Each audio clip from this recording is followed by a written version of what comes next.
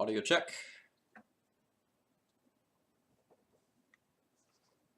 Audio check. All right, fantastic. All right, good evening, everyone. For those of you who are here already, my name is Phil Gallagher. I run Thraben University, and I'm a huge death and taxes enthusiast. By popular demand, I have a little something special for you all tonight. In the past couple of weeks, I've been working with my red-white taxes build, which looks something like this. I've been very happy with it so far. I've changed very few cards over the course of my my testing since mid-December. Most recently, I've been trying Tuvra and Wingmare in the main deck, and another recruiter in the sideboard, but otherwise it's pretty stock. But everyone keeps talking about Direfleet Daredevil. And a lot of you might not even know what that card is, so I'm just going to read it off for those of you listening. For 1 colorless and a red, it is a human pirate 2/1 first striker. When it enters the battlefield, I get to exile target instant or sorcery from an opponent's graveyard. I can cast that card this turn, and I can spend mana as though it were mana of any type to cast that spell.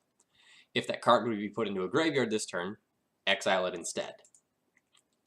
And when everyone first saw this card, the comparison that was immediately made is it's sort of like a backwards Snapcaster Mage. It's sort of like a Snapcaster Mage that goes and targets your opponent's graveyard instead of your own.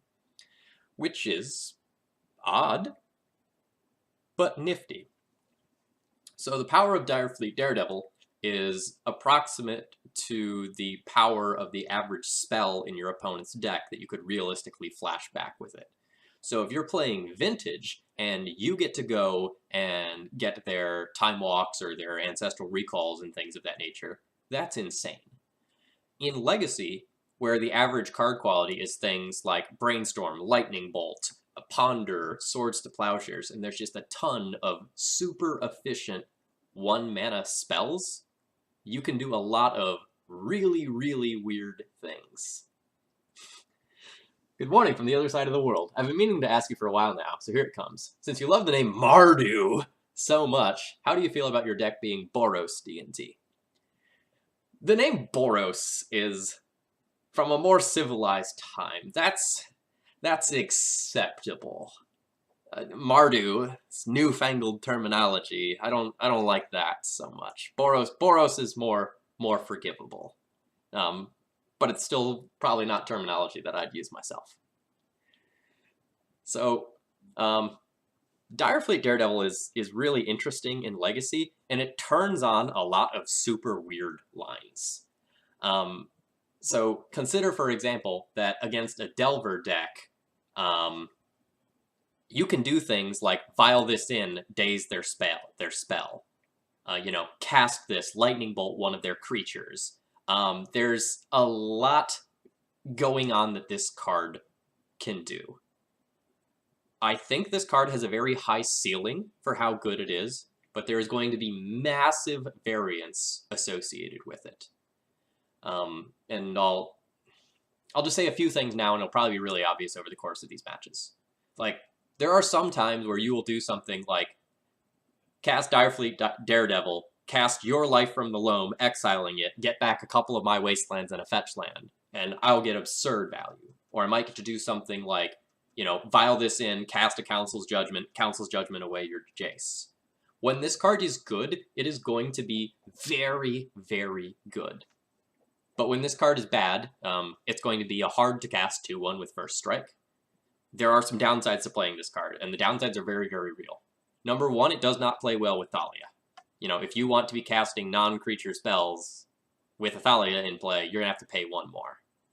So in some cases, Direfleet Daredevil can't realistically be a turn 3 play if you have a Thalia on turn 2, because unless your opponent has something like a Taxian probe that you can pay life for, you can't actually use this on curve with a Thalia. Number 2, it's super awkward with Rest in Peace.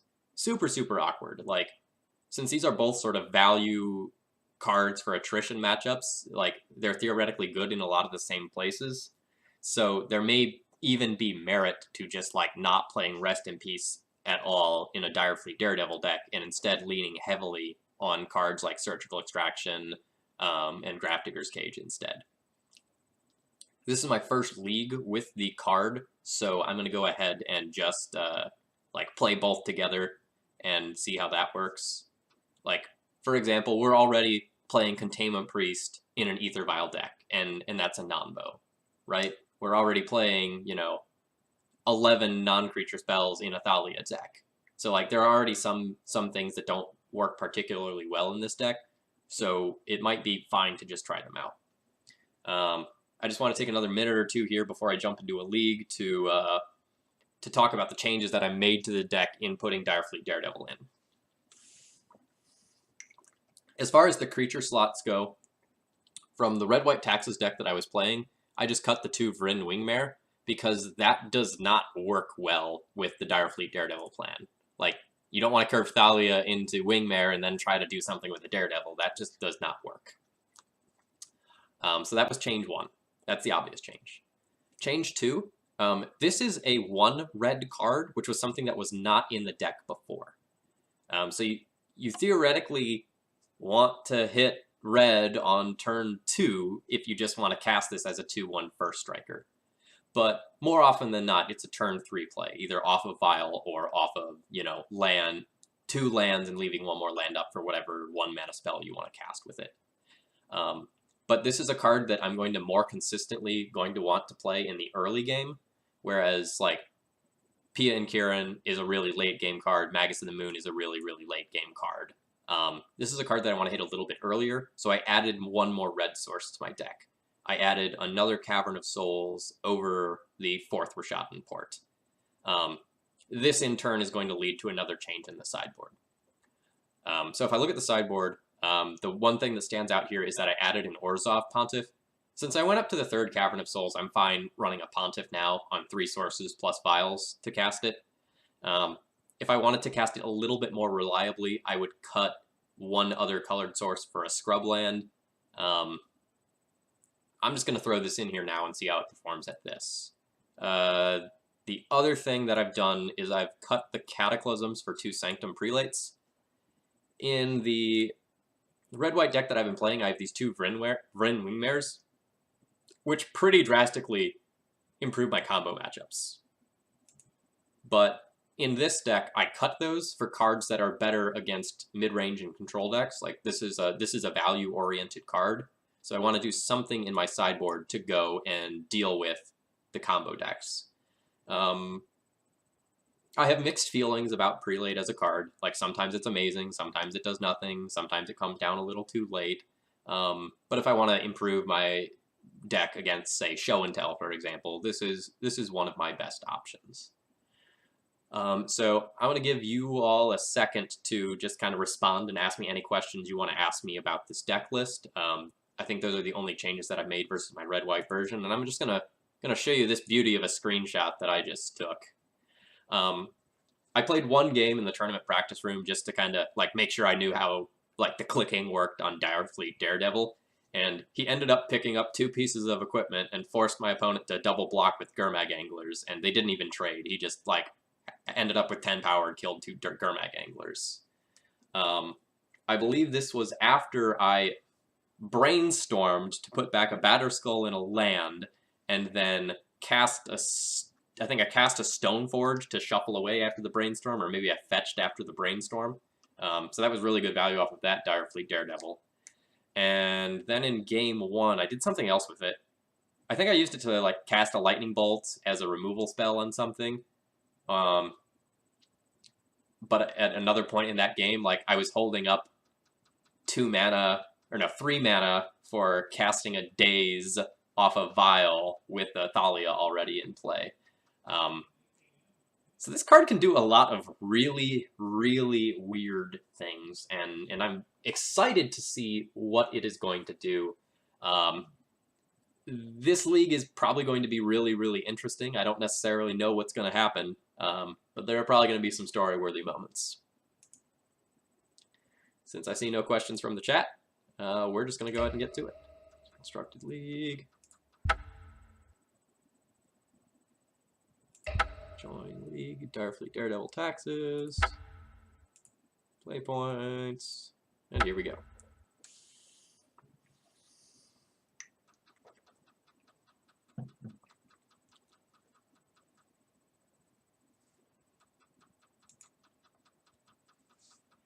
My door is squeaking. I'm gonna try to fix that.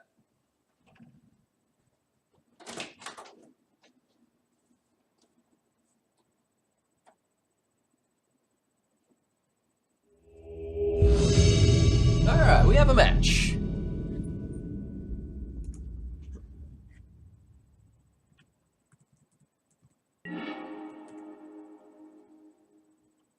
Won the rule.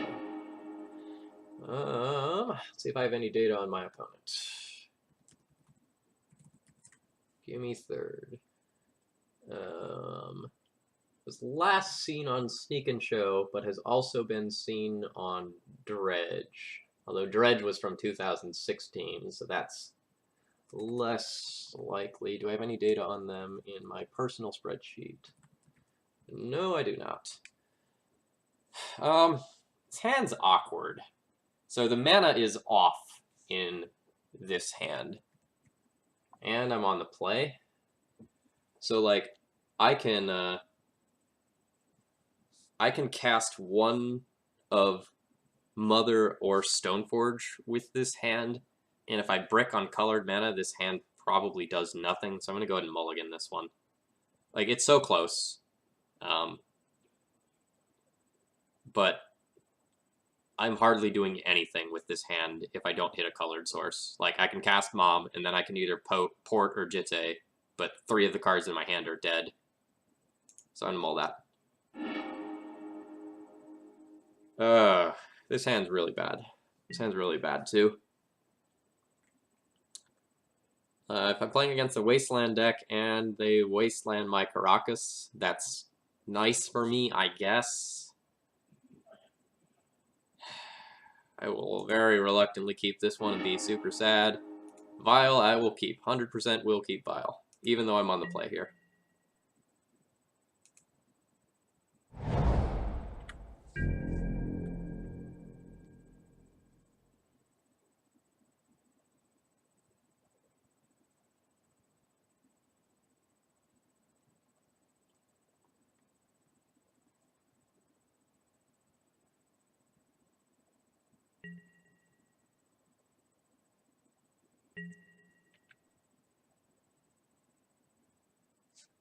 Oh, my opponent says, lol, that Google search.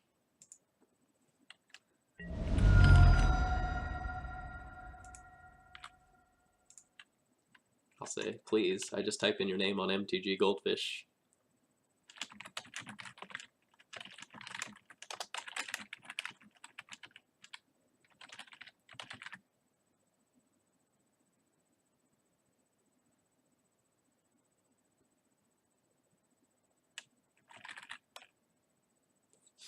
No. My opponent responded, I guess not.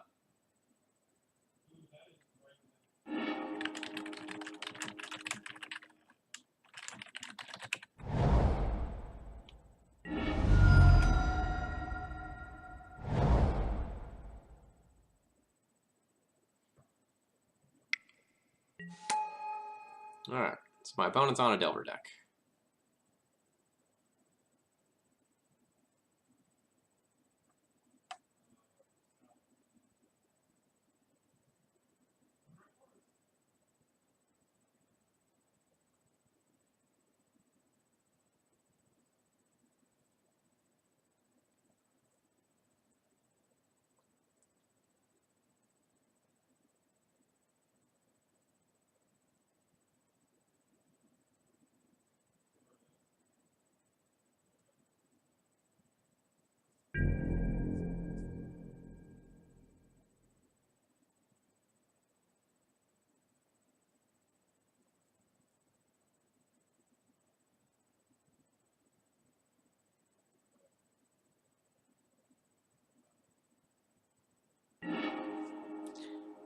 Alright. Really hoping this Vial resolves. Our hand's not pretty if it doesn't. If my opponent can force it, they can daze it. Yep, that's fine.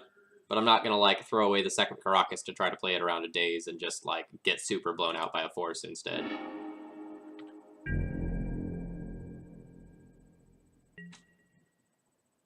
My opponent is intrigued by the Dire Fleet Daredevil.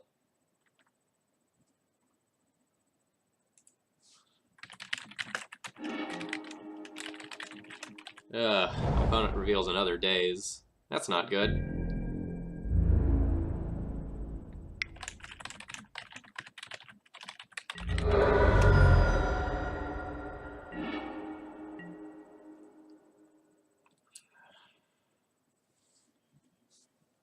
So I know my opponent has another Daze. So just doing something like Caracas as a Lotus Petal doesn't feel really good. I'm going to wait another turn or two before like just playing into their Daze.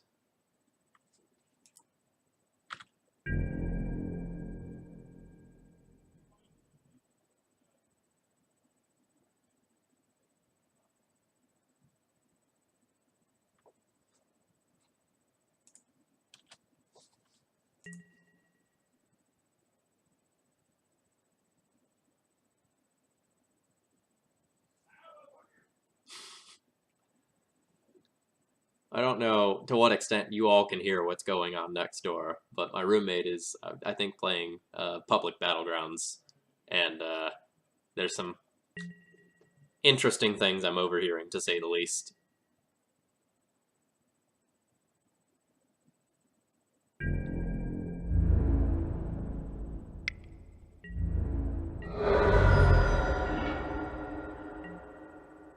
Alright, I'm gonna try to feed a mom to this Daze.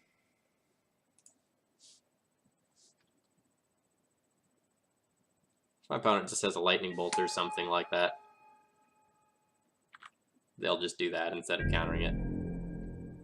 Yeah, so 2 of my 3 roommates play PUBG, so they're pretty frequently playing it, often while I'm streaming. I am somewhat surprised that we are all able to share all the bandwidth that we do and whatnot without just everyone lagging out of their minds.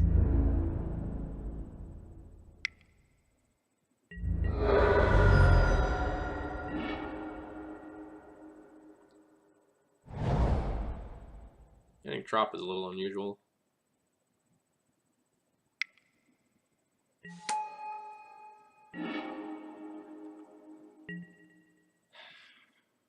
Alright. So whatever I cast is just getting dazed. So what do I want to get dazed? I guess the Thalia. I'd like the Stoneforge Mystics to survive. I'd like the Direfleet Daredevil to cast a Lightning Bolt and kill either the Young Pyromancer or the Delver. So Thalia is the most expendable card here.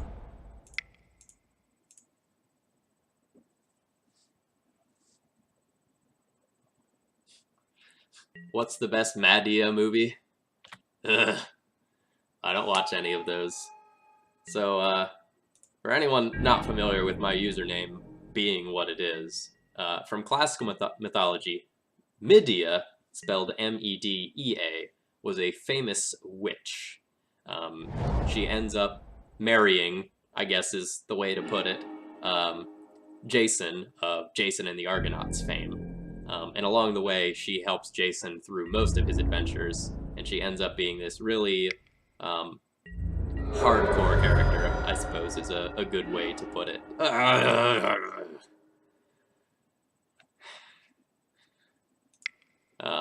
And so she's my favorite character from classical mythology. She does all sorts of really cool things, like killing all of her own children, you know, defeating terrible monsters, putting a dragon to sleep.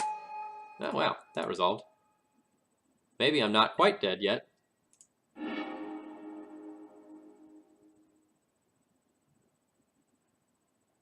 I don't think it matters which one of these I get. Like, I should just be dead. So I really like that character. This is not to be confused with Madea, M-A-D-E-A, which is from a series of movies, which I'm not entirely sure what they're about, but I think it is about a large African-American woman being put through unusual circumstances, and it's sort of an absurdist comedy type thing. I think that's what's going on there. Not exactly my jam, so I haven't seen any of those to see what's actually going on there. Alright. Very, very dead, that game. Alright, so versus Grixis, Delver, on the play, game 1, loss. So game 1, we really lost to mana problems. Like, the 6 I kept was weak. I scryed the Ether Vial got countered, and then we had 3 Caracas. Sort of an unfortunate combination of things. So the one random match I played in the testing lobby was against this matchup, so I already know exactly how I'm gonna sideboard. So I board out Revoker here, and I board out Recruiter, and I board out my 4 drops as well. I can consider playing Mirren Crusader in this matchup, but now that I added these Direfleet Daredevils as sort of these mid-rangey cards, I don't know that I really need this to go and stonewall the Angler that they might have. Orzhov Pontiff is coming in to clear up True Name Nemesis and Young Pyromancer tokens. There's some awkwardness here in how I'm sideboarding, because I'm bringing in Rest in Peace while I'm still playing Direfleet Daredevil, which is a non-bow, and like Rest in Peace doesn't work the best with Pontiff because you shut off your haunt value, but like it rarely happens that you actually get to haunt anything with Orzhov Pontiff, and then that thing dies and you get to do it again. Like, it can happen, but it's pretty unlikely.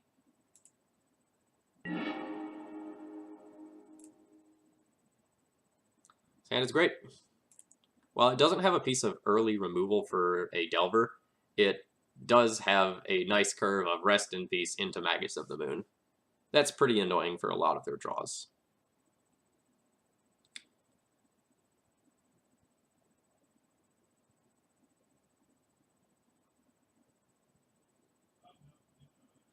And I might just fetch a basic Plains on turn 1, just to play around my opponent having Stifle.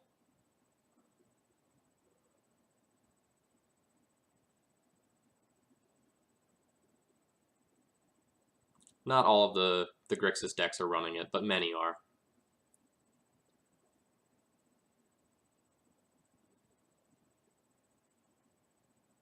Like, it's possible that I'm not supposed to do that. I'm just supposed to lead on Plains, turn 2, like, play Rest in Peace off this and Wasteland, turn 3, Windswept Heath. But if I Windswept now, I can go, like, a Plains and a Windswept Heath, and then second Windswept Heath for Magus of the Moon mana.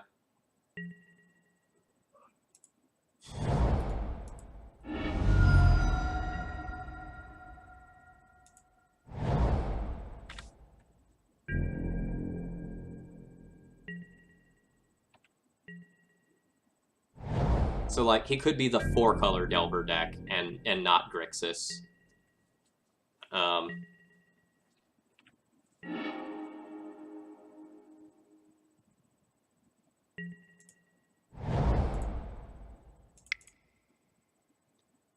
Yeah, so I thought the fetch for Trop was weird as well.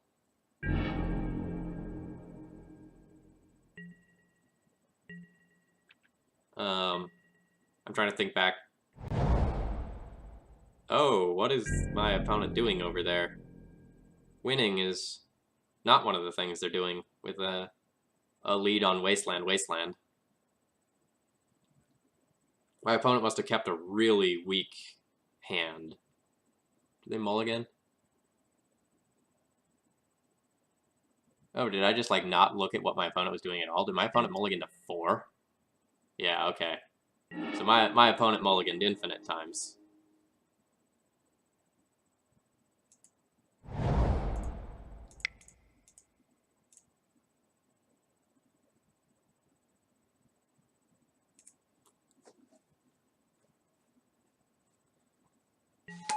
Alright. This may turn on lightning bolts or young pyromancers that are in their hand. Let the record show. But, like, I don't play Magus of the Moon to not play Magus of the Moon, you know?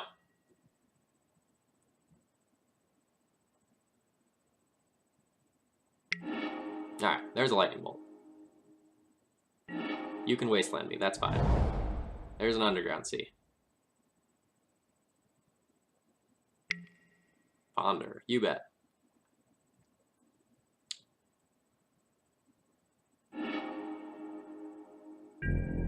My opponent did not shuffle, they just drew a card with Ponder. So a good line this turn is play Wasteland, Flicker Wisp target my Wasteland, and then Wasteland my opponent's Underground Sea.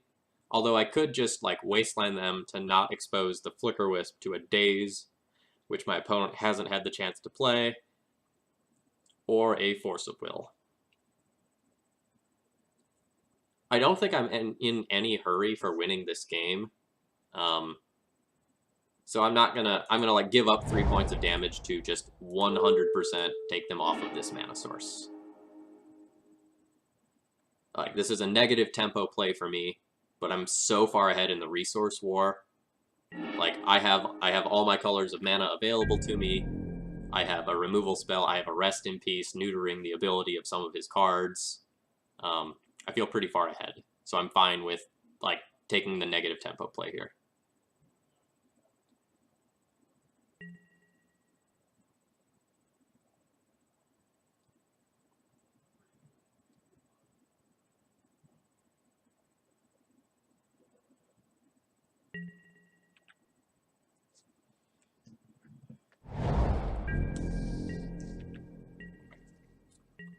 Alright. Opponent still doesn't have a lot going on. I'm going to expose this Caracas to a Wasteland. And I will just play out the Flicker Wisp as a 3-1 that untaps one of my lands.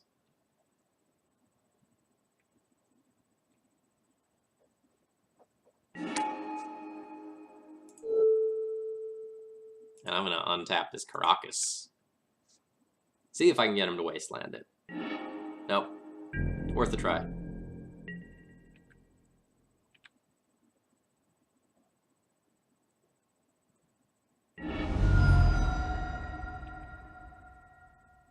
Oh man, am I gonna get a Stifle off of this? Am I gonna get a card off of this?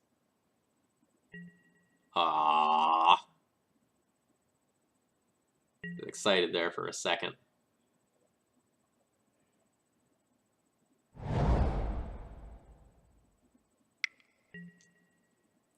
Young Pyromancer, you bet.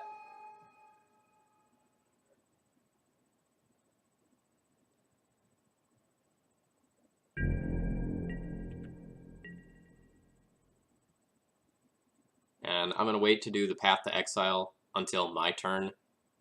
My opponent probably doesn't have Daze in their deck since they're on the draw. But I've been proven wrong many, many, many times before.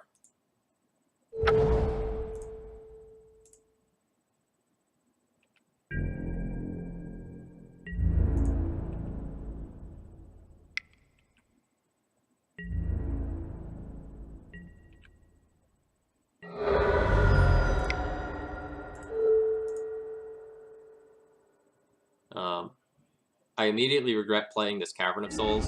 I should have played Windswept Heath to, like, keep trying to get my opponent to Wasteland the Caracas. That was an error on my end.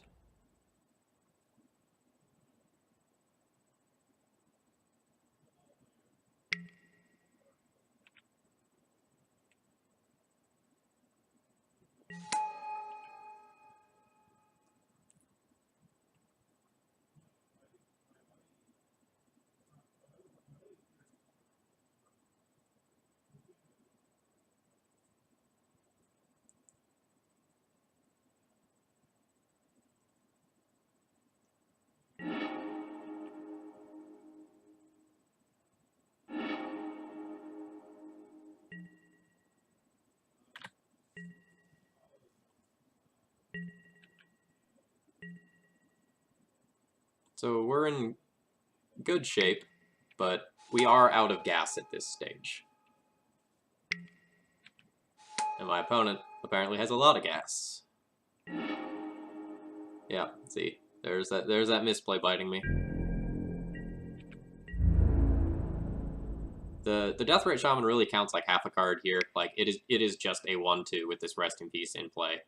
It's not generating any value or anything of that nature. The Delver flipping could be a problem, but I don't care about their other 2 creatures at all.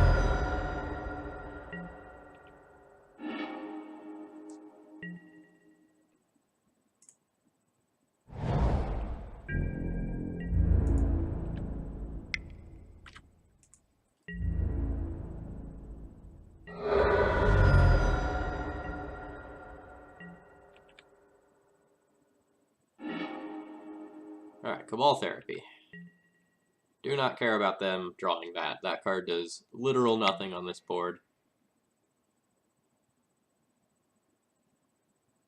I don't even know if they'll cast it, honestly. They might just hold it and try to shuffle it away with a Brainstorm. Like, they only get one chance to try to hit with it. Oh. Well, that's scary.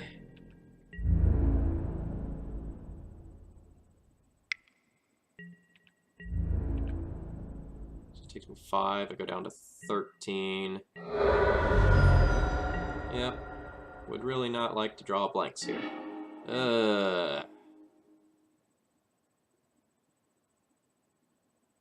So I have my opponent dead in 4 swings.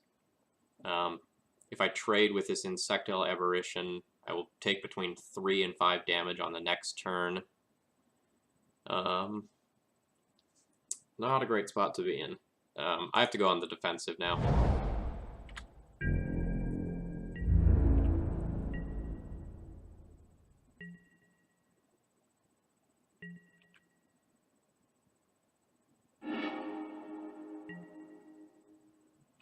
Oof, my opponent drawing Lightning Bolt is very, very good for them.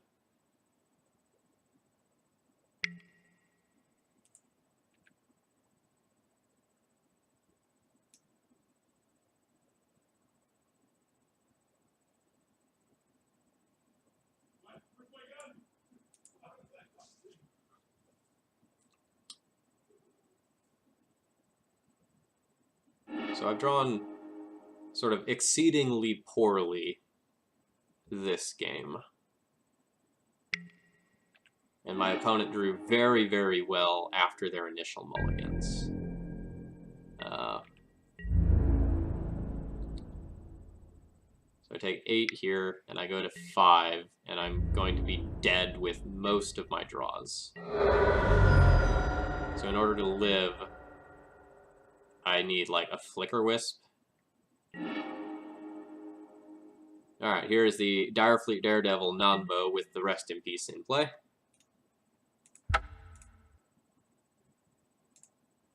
That's unfortunate. Oh well.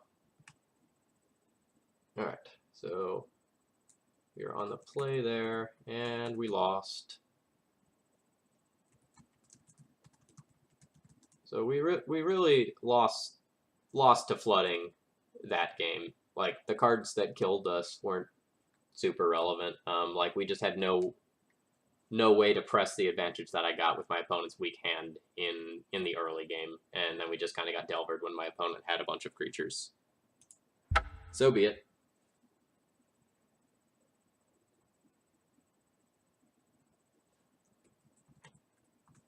Alright. Here we go.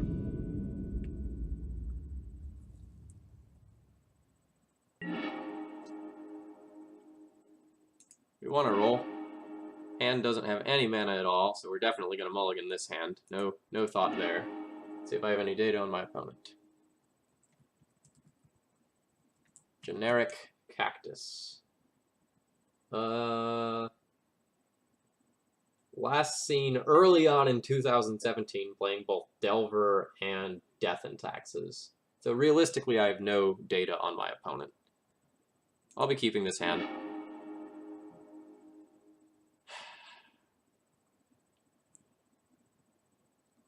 I'm on the play. I'll keep Swords to Plowshares on top. And I'll play my Windswept Teeth so that I can fetch it away if I don't think I need it. It'll really depend on what my opponent does on their first turn.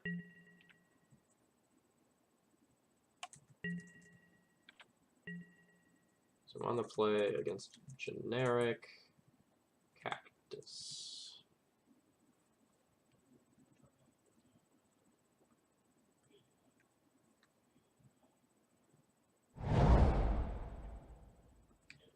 No, like, oh no, is it elves? Please don't be elves. Please don't be elves.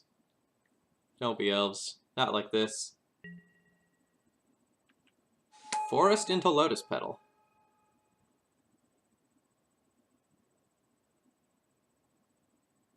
Go on. What are you doing? Are you, Turbo Depths? Yeah, Turbo Depths, okay. Have I tried using Grim Lavamancer? No, we don't fuel the graveyard enough to make Grim Lavamancer actually good.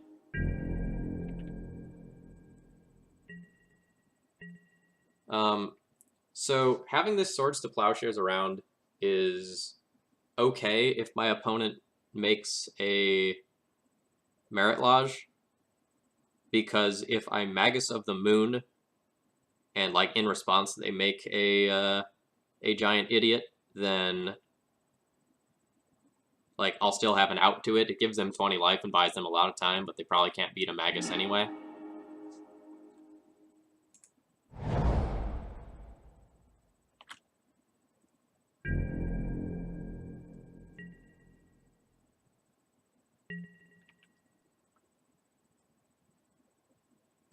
How good is the Direfleet Daredevil anyway? I don't know. This is my first league with it. I'm not convinced that it's actually good. I think it has a very high ceiling for how good it can be. But I think it's going to be bad in a lot of scenarios, or sort of mediocre. So my opponent is just going to, like, Pithing Needle Wasteland here.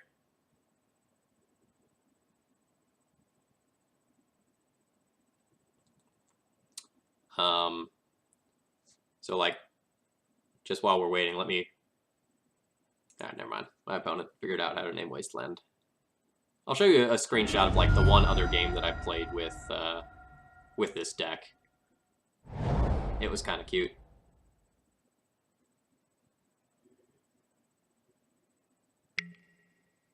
Alright, my opponent duresses. You got it, boss. You get to see that the Moon Man is coming.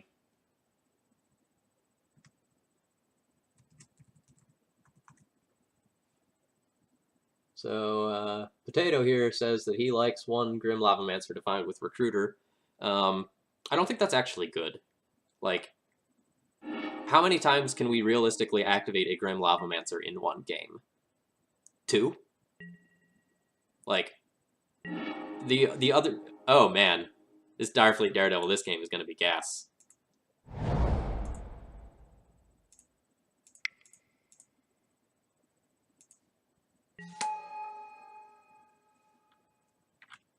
Yeah, so my opponent might have like some Abrupt Decays or equivalent in their deck to go and get rid of Magus. But this is usually lights out for Turbo Depths. Yeah, and my opponent just scoops it up. Win. Why did we win? We won with Magus. We didn't even get to Direfleet Daredevil for Duress. I was looking forward to that. Alright, so game 1, we just Magused him.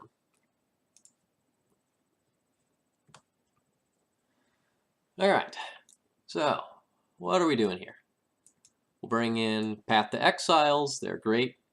I'll probably bring in these Canonists. I might bring in P and K. I'd consider some of these things as well. Let me just like start by taking out what's bad. Like, the Stoneforge package doesn't need to be in the deck here. I'd even consider Crusader maybe just as a fast clock. I I don't need to be on the Stoneforge package. That doesn't seem like it makes a lot of sense.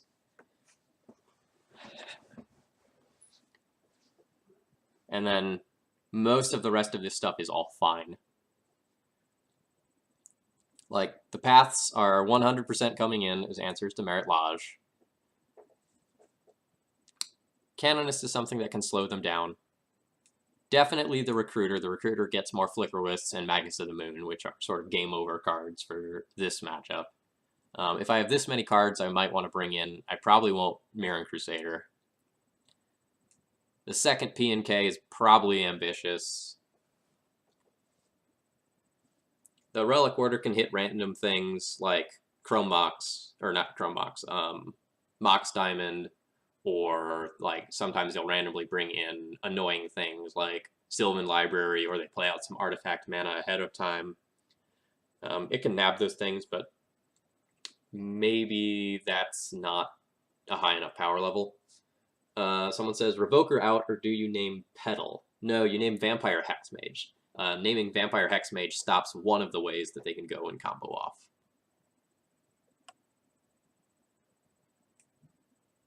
I guess I'll leave the Relic Order out with this configuration, and I guess Prelate's kind of slow, and like they have varied mana costs, so it's not the best in the first place.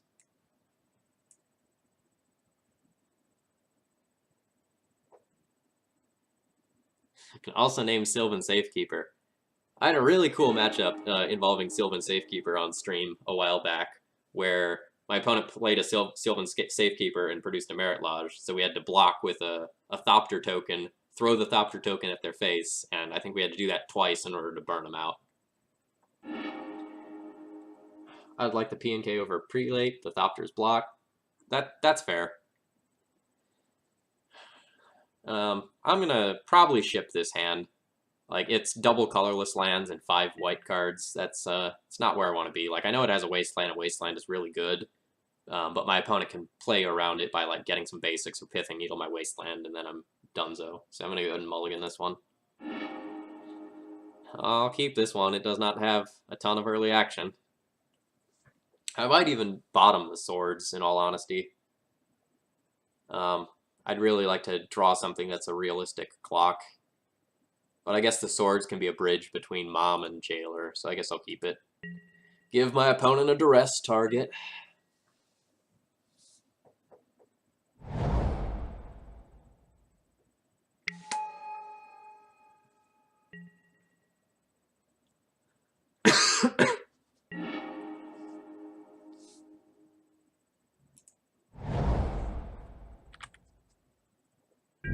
Oh man, I just didn't play that Mom. Oops. That was dumb. We'll see if I'm randomly rewarded for my stupidity.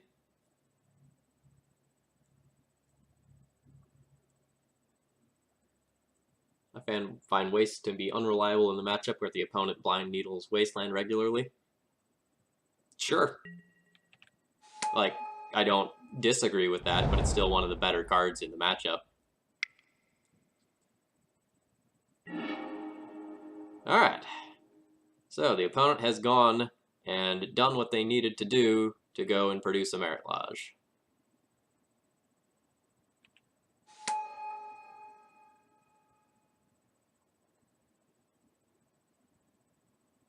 I hope they don't do it now. Alright, they did it now.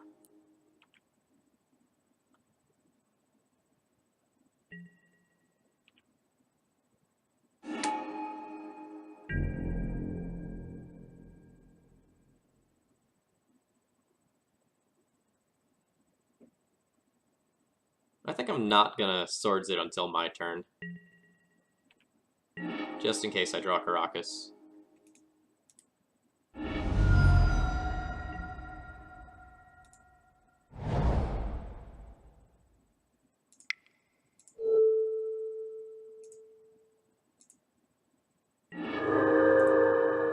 I've given my opponent the gift of time.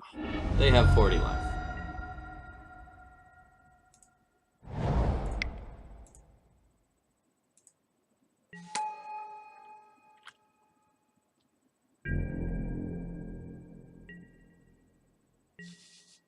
In before not of this world. I've lost many a game to not of this world.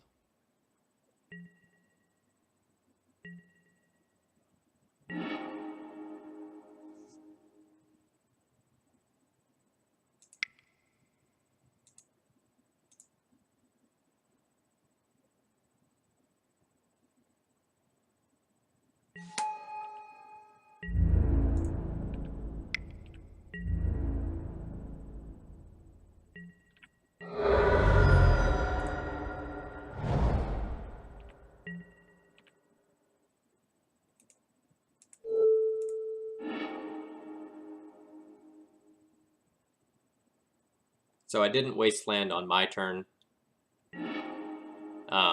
Because if they had something like a crop rotation, I might just get super blown out by like crop rotation and spirit guide.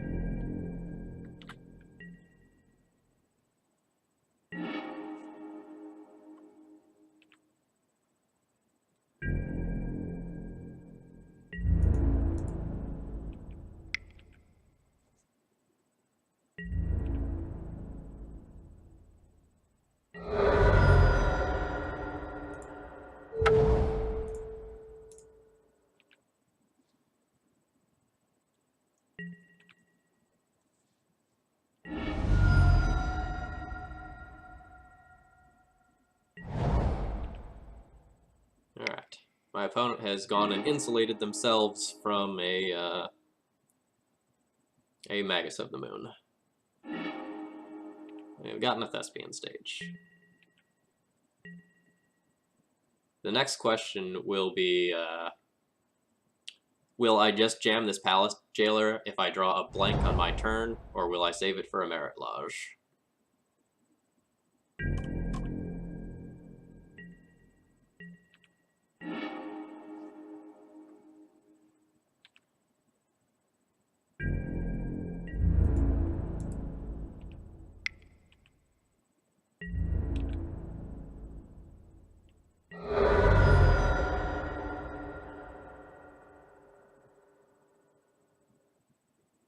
So the issue about trying to, like, save it for a Merit Lodge is that if my opponent just, like, Dark Depths, passes the turn, and tries to make it in my end step, then I'm just, like, 100% dead to it, and the Jailer does nothing.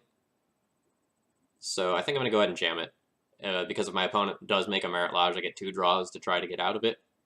And if my opponent doesn't make a Merit Lodge, great, I have a Palace Jailer.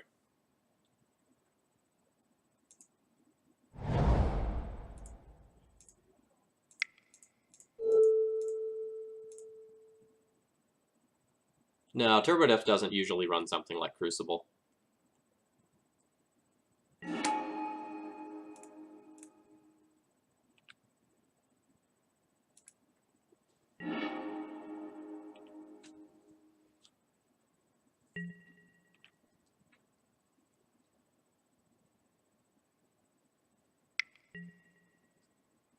Abrupt Decay on the Canonist. You bet. Alright, another Swords to Plowshares.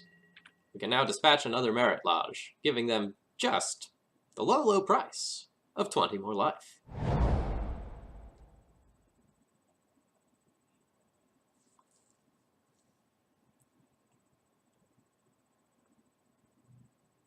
Sometimes they run Ramunap Excavator, aka Crucible Snake, if they're playing the Living Wish variant.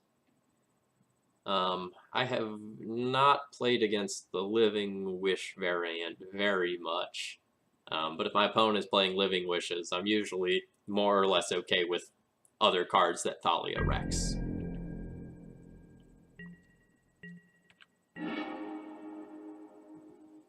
Oh, man.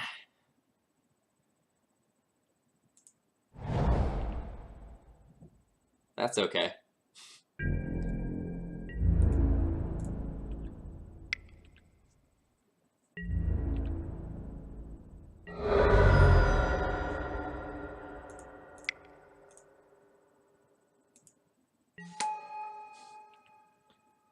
They should have named Excavator Magus of the Crucible.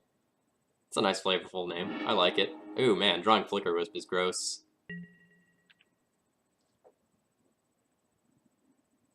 So, like, anyone curious about whether or not plowing, like, a Merit Lodge is something you can realistically do?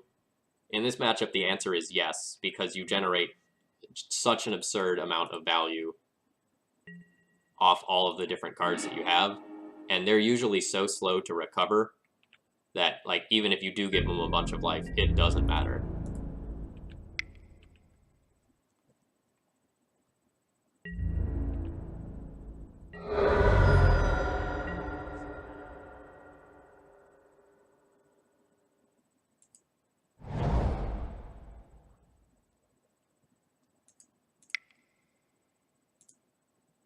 So what's going to happen this turn is my opponent is going to Ghost Quarter my Caracas, I'll float a mana, they'll try to produce a Merit Lodge, I'll Swords to Plowshares the Merit Lodge, I'll just keep drawing cards with Palace Jailer.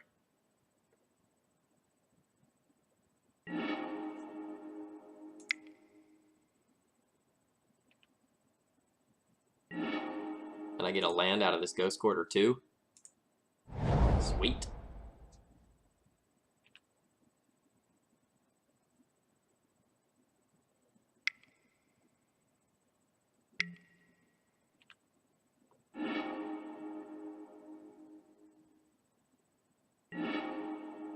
I think we're sufficiently ahead.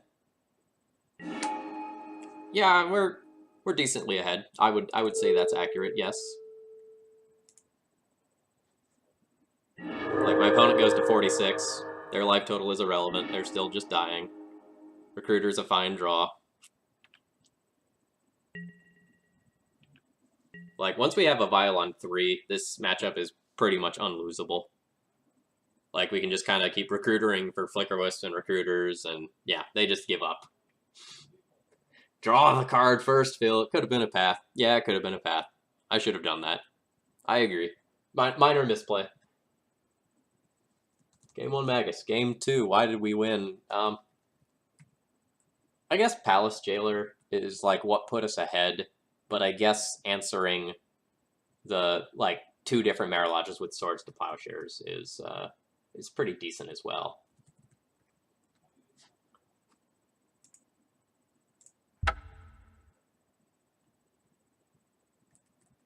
Game 2 is on the draw, and we win that. So, in case you haven't seen the deck list already, we are streaming with Direfleet Daredevil taxes. We have 2 Direfleet Daredevils in the main, and they've been interesting. Haven't done a ton of things with it.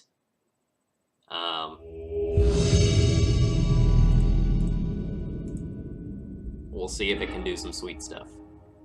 Big Don Boski. See if we have any data on him.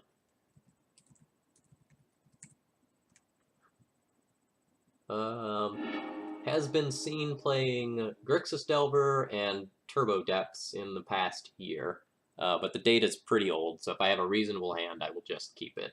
And this looks like a reasonable hand. I'm on the draw. I will keep it. Big Don Boski.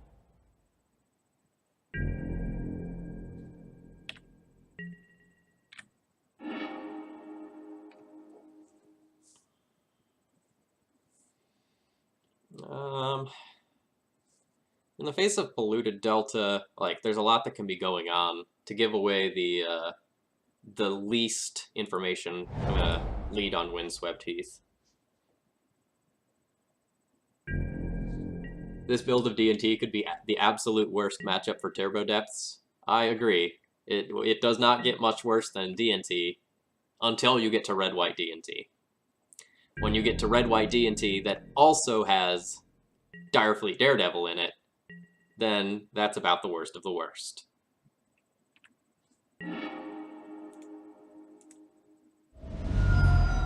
Nick, you don't like my Moto sounds? But they help me know whether or not I've passed priority. So I might just be getting stifled here. And given the number of lands in my hand, I don't actually care about that. You bet.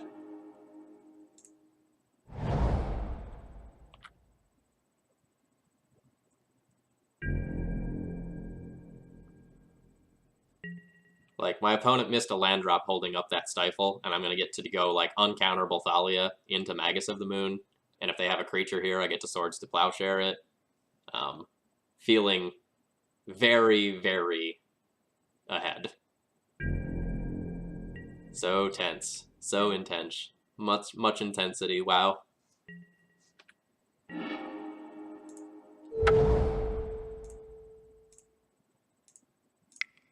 Alright, opponent, if you got a brainstorm, this is the time.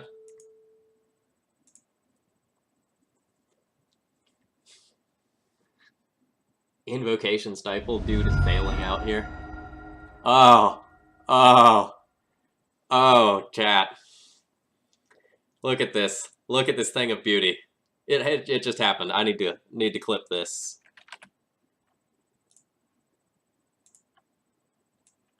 Ooh, that is casting Force of Will on the uncounterable Thalia.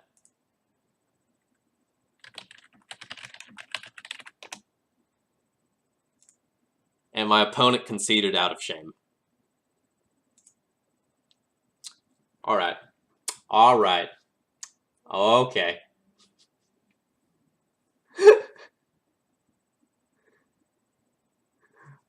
Whew.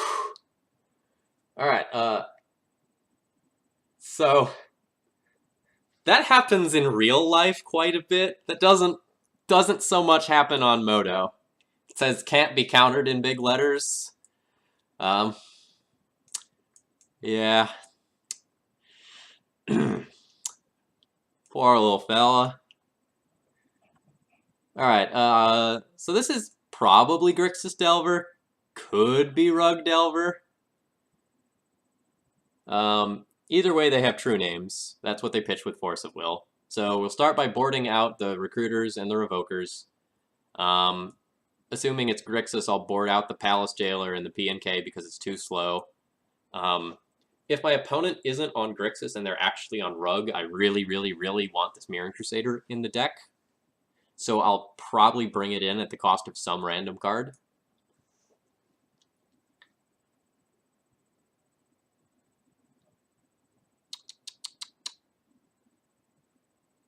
Don't know what, though. Like, okay, so someone asks, is Rug playing TNN in the main right now? There are some Rug builds that focus more on, like, True Name Nemesis and Nimble Mongoose, so that they can go and, like, just have a bunch of threats that are hard to answer, excuse me, for decks like Miracles and Checkpile. Like, I'm inclined to think that my opponent is Grixis, and maybe I should just sideboard for Grixis and not bring in this Mirran Crusader. If I bring in the Mirran Crusader, I'll probably board out a Direfleet Daredevil, but we're kind of trying to test that card, so I don't really want to board it out. I know that's not the best reason to not board out a card, but like if I want to see how good it is, I should probably just play it. I could also just bring in one Rest in Peace instead of two and like bring the Mirran Crusader in, but I'm more or less fine with this.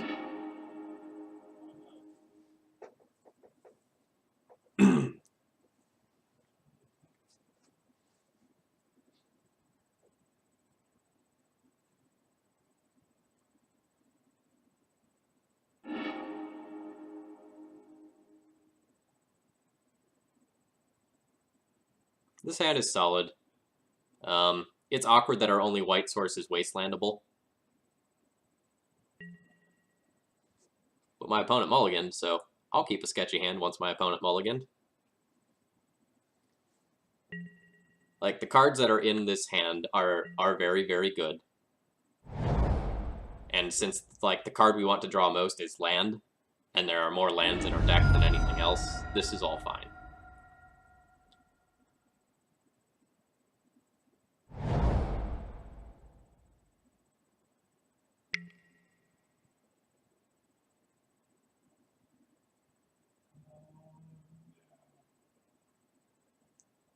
So, if I don't draw a land, the question is whether I want to lead on the Rishadan or the Plateau.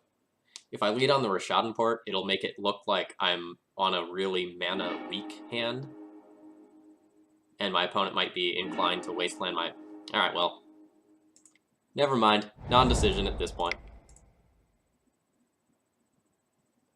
So just to kind of finish the thought, if I lead on port, it protects the white source for 1 turn, but then it clues my opponent in that I am actually light on colored mana. So, like, there are some scenarios where even if you want to protect your white source, you lead on it anyway, so that your opponent doesn't know how valuable it is to you. It's kind of a non-obvious way of thinking, but it's a technique that I've used sometimes.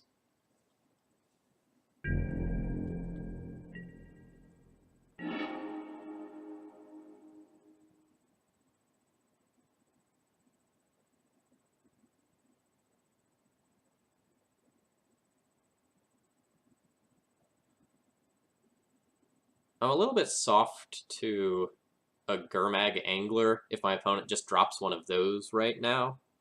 So I kind of want to just rest in peace and shut off the graveyard before it matters at all.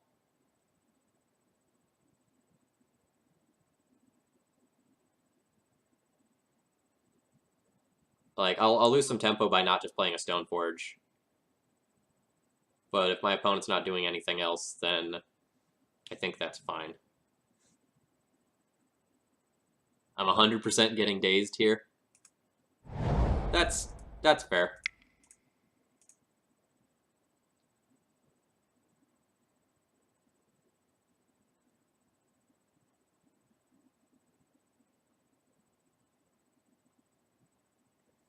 Could also get the Rest in Peace triggered Stifled. That's something that can happen, but I would be fine with that exchange of a card.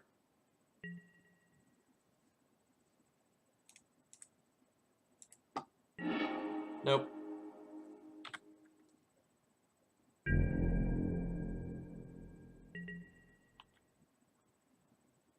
Like, I find it somewhat likely that my opponent is just going to go, like, another land, cast a True Name, or something like that. Maybe opponent boarded out Force of Will due to shame. That's very possible. That's very possible. So for anyone who didn't see this beauty, this is what happened in the previous game. I cast Thalia off of Cavernous Souls, and my opponent forced it. Alright. Young Pyro. You bet. Wasteland. Wasteland my plateau. That's fine.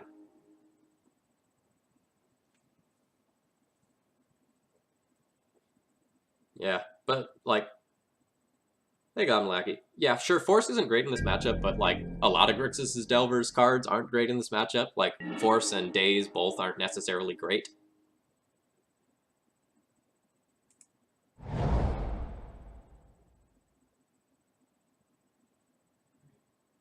How conservatively do I want to play?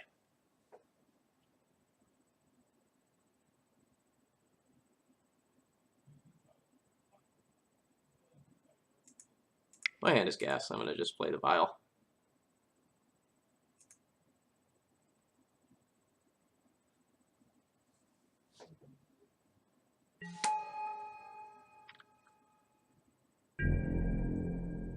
Why do I always look confused? It's a great question. I don't know the answer to that. Do you see me, like, doing something like this, where I'm, like, leaning over into one direction? Because if so, I'm looking at my second screen to, like, read what the chat is saying.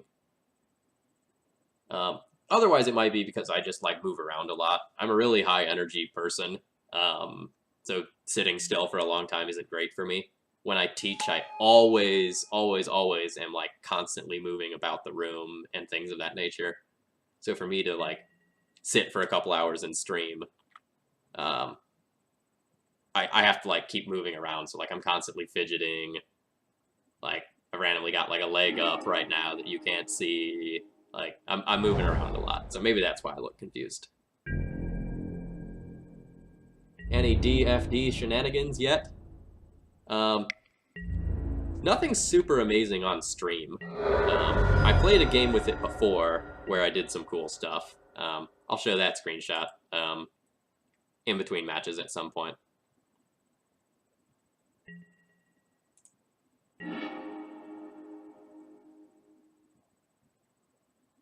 Do I just want to deploy a second Aether Vial instead of playing a Stoneforge Mystic this turn? That might be getting ambitious. Like, I kind of want to Stoneforge once this turn, run into a removal spell, let the second Stoneforge Mystic resolve on the following turn.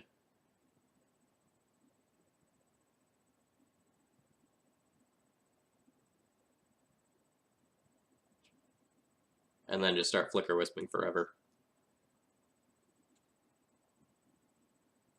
My opponent shuffled with the Ponder, so like they're looking for stuff to happen. I'm fine with just throwing a guy in. Phil, I just started my senior Roman satire seminar and we're about to start martial and juvenile. Any advice? Ooh, days. Enjoy. Like the Roman sort of comedic poets are a lot of fun. I haven't read a lot of martial and juvenile myself. Like I spent more time reading elegy than sort of satire, unfortunately. Well, maybe not unfortunately. Some of the elegy is really good. So I'm sort of out of my depth there as far as it goes for like specific advice on like any of their literary devices or anything like that. But my general tips for when you're like trying to learn to read a new Latin author are like try to learn the core vocabulary for that author, and then life gets a whole lot easier from there. Like there's probably a list of about 50 words that any given author will use that others won't. And once you know those words, you know, life is great. Life is easy.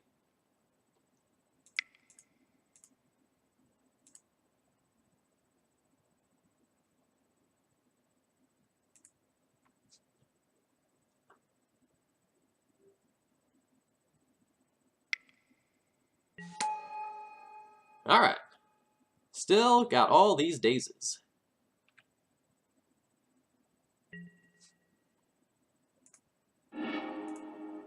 Well, I will say that I'm super happy that I took one turn off to cast that first Ether Vial. That was a decision that paid off really, really well. Hey, Starstreak, thanks for stopping by. We are on Dire Fleet Daredevil tonight. I'll pop up the list in between games here.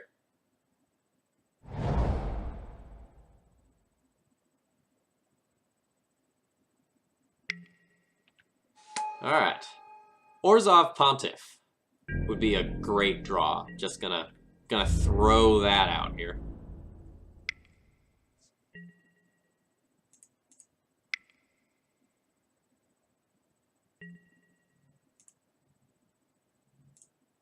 What do I want to get with this Stoneforge?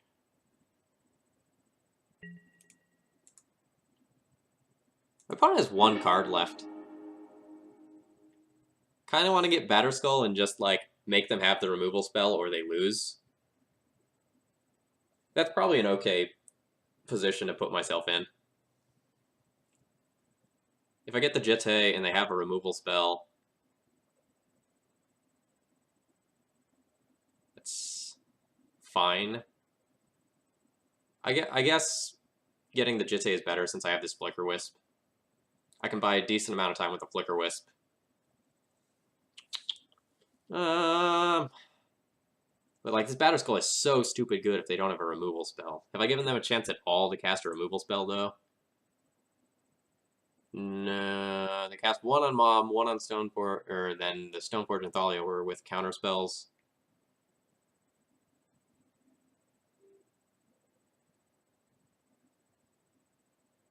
I'll get the Batterskull. Show me a removal spell.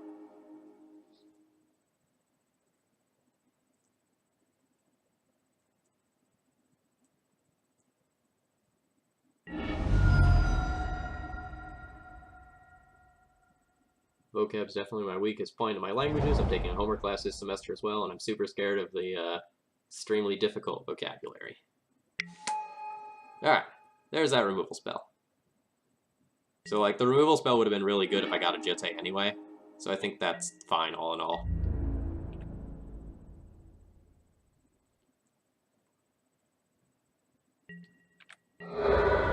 Orzhov Pontiff, one-time dealer. Path to exile. Path is acceptable. So get rid of one pyromancer.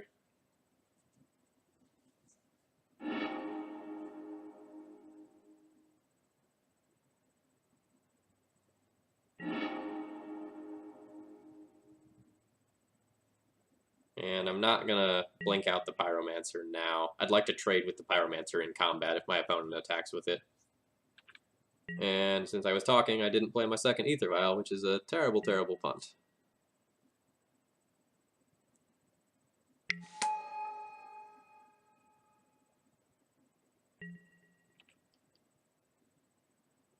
So for just follow that up one more time, Goblin Lackey, like, the best thing you can do to get better at a language is build your fundamentals. Like, the better you get at doing the simple things, the easier and easier it becomes to transition to the harder things. Like, after a couple years of teaching, and I went and built up my, like, sort of basic fundamental vocab, like, more and more and more. Like, anytime I do something more difficult now, it's just so much easier. Like, the fewer words you look up and the more you can just guess the meaning of words, the better.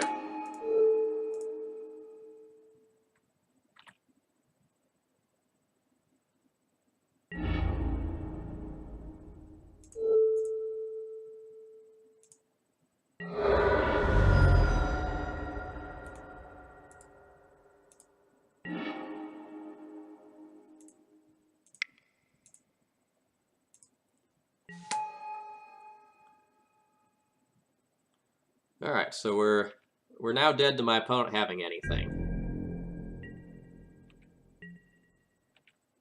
So I can, like, my opponent attacks in with 5 tokens, I get to blink one, I get to block another, I'll take 3 damage.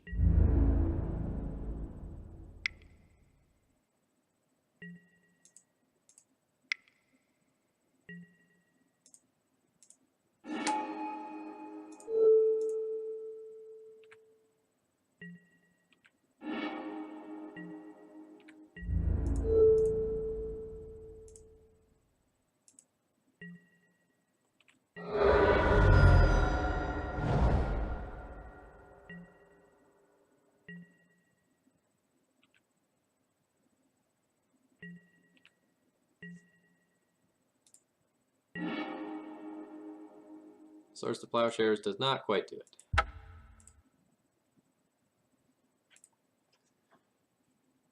Alright. Playing against Grixis Delver.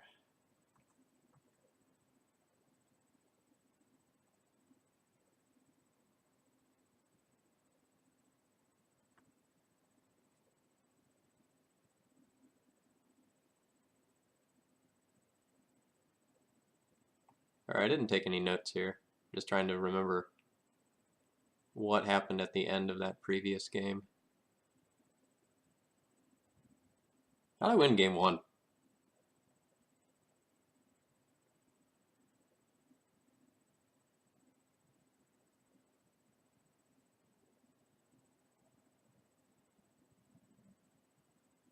Oh, is this just a Force of Will of Shame match?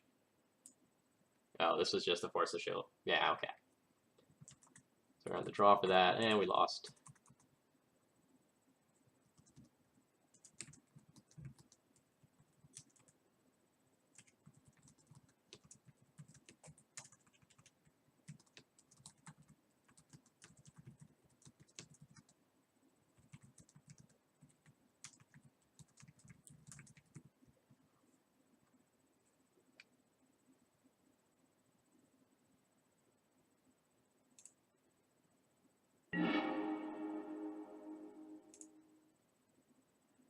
And great.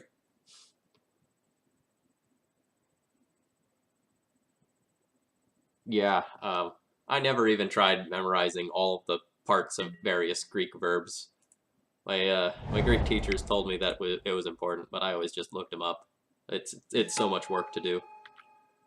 Like, I do it with the Latin ones now that I'm a teacher, and it's, like, super important for me writing my own Latin stories.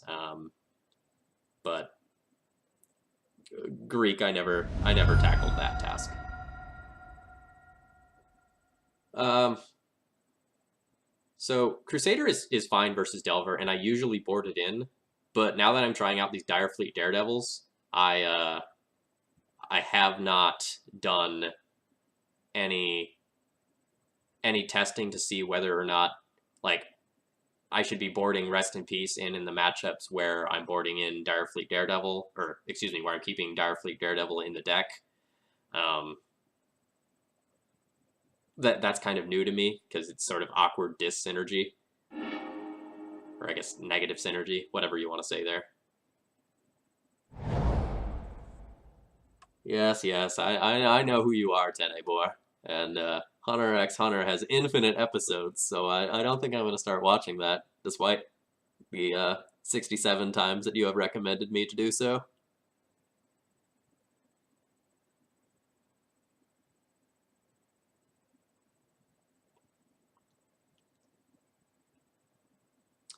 All right, opponent, what's going on? You got to probe me. You know everything that's going on. You get to play around it all.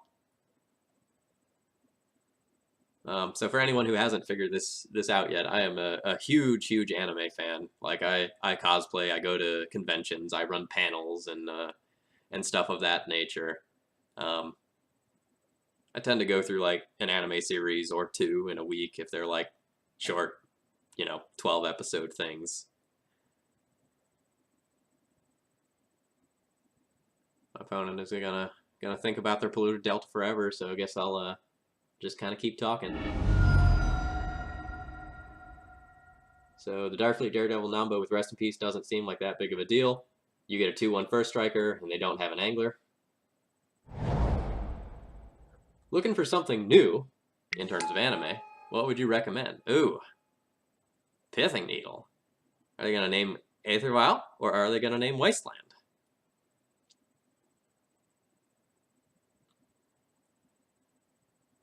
"12 episodes are good for one night."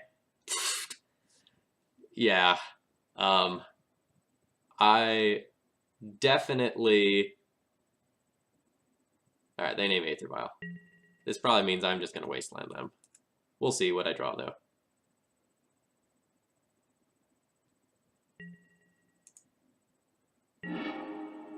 Direfleet Daredevil. Would be a lot better if I had an Aether Vial.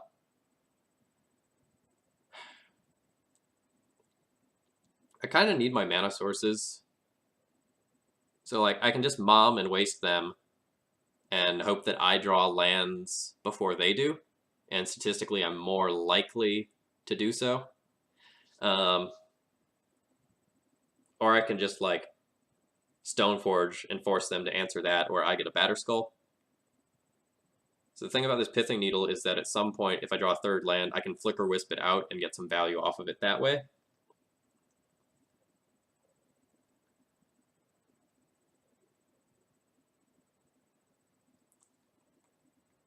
I don't think I'm going to mana screw them if they weren't willing to name the Wasteland.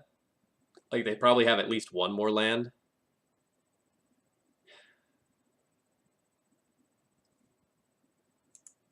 I think I'm going to make them use their turn answering the mom and just keep the Wasteland for myself. All right. So Starstreak, I'll answer your comment at some point when I have a little more time to talk, like while I'm in queue. Smaller comment. Opinions on FMA or Attack on Titan. Full Metal Alchemist is a great show. It is one of the best shows you can give someone for them to go and just start off watching anime. It's a great sort of feel-good show that has a good plot and a lot of good elements. I think Attack on Titan first season is fine. A little overrated, but it's a fine show. I thought the second season was pretty weak. I'm kind of sad to have watched it. Not sad like Clannad sad, but sad like it was not what I wanted. I wanted more out of that. Yes, so this is Red, White, Death, and Taxes with Direfleet Daredevil in it. Alright, my opponent did not shuffle with that Ponder. Let the record show. Alright, opponent. You want to shut down what I'm doing? I'm more or less fine with shutting down what you're doing. And again, I tend to play out the Rest in Peace early, because if my opponent gets an opportunity to go and play a Gurmag Angler, then, like, the value of the Rest in Peace is gone. And if my opponent dazes this, I'm super happy that they daze this instead of a Stoneforge. Have I seen Neo Yokio? I have not seen Neo Yokio. From what I understand, that show is just like memes and someone running around with a Toblerone or something of that nature.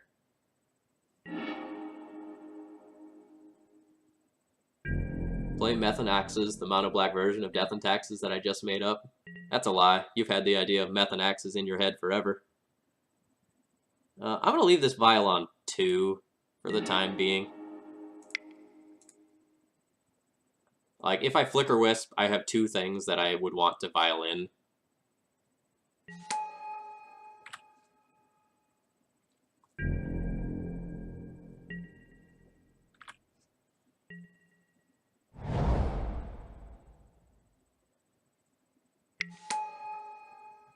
Alright.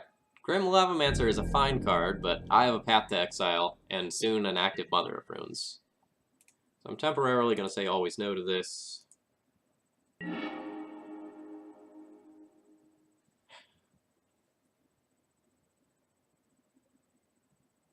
So I have the option to just, like, jam my Stoneforge here and hope they don't have a removal spell, so they can't go, like...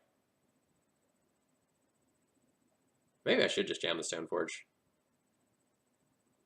Grim Lavamancer is a dangerous card if something goes wrong, though, and I'd kind of like to just get rid of that now. I'm kind of in the, like, bide my time, I have a lot of good cards in hand, I don't need to just jam them. And if my opponent has another daze, I'd rather play around that if I can.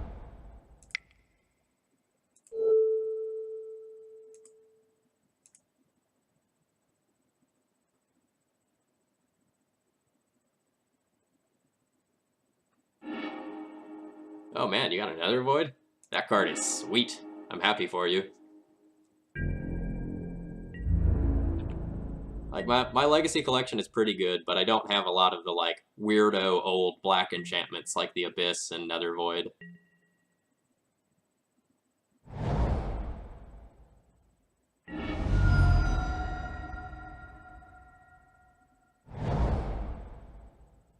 Ooh yeah, Chains. Oh, Chains is great. But as far as great anime goes, Code Geass is awesome. I highly recommend that to anyone who hasn't seen it. If you enjoy, like leveling, that is one person thinking about what the other person is going to do and then responding appropriately, Code Geass is a great, great, great show for that sort of thing. Alright, so my opponent plays a True Name, which is annoying, but I'm not super scared of it. Now I'll run the Stoneforge into a daze. My opponent has one. They don't. Wonderful.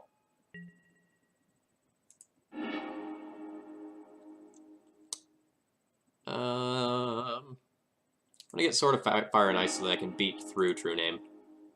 Because, like, my Sword plus Stoneforge can race the True Name. I'm ahead on a few life points. And at some point, I will get a huge Flicker Wisp turn. Like, if I get to 4 mana, I can, like, Flicker Wisp, Flicker House, the Pithing Needle, put in Direfleet Daredevil, and then Lightning Bolt you.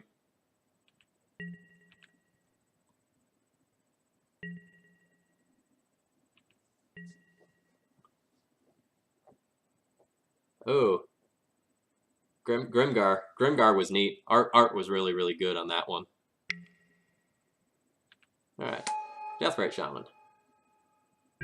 Don't have that Rest in Peace, so Deathrite Shaman will be annoying and do Deathrite Shaman things.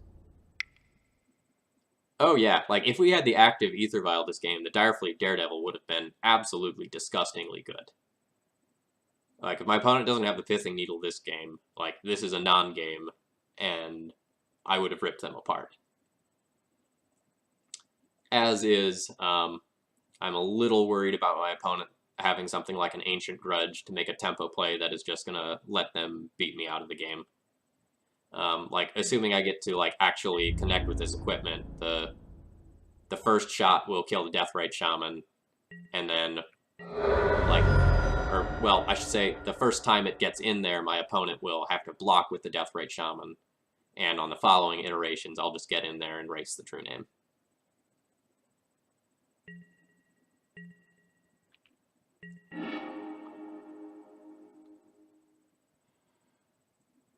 Swords to Plowshares is a fine draw. I'm not going to Swords to Deathrite yet. I want to get this piece of equipment in play.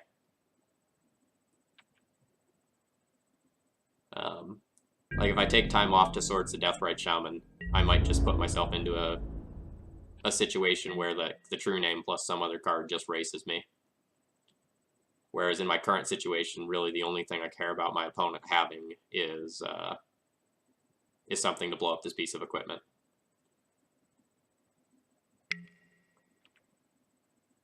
Yeah, I will probably make it back to the Maryland, DC, Baltimore area sometime this year. I usually do get out there at least once for some big event.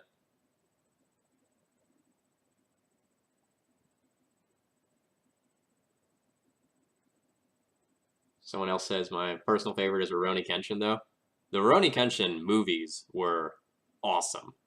Like, awesome, awesome, awesome, awesome. Love them. They're very, very dark, though.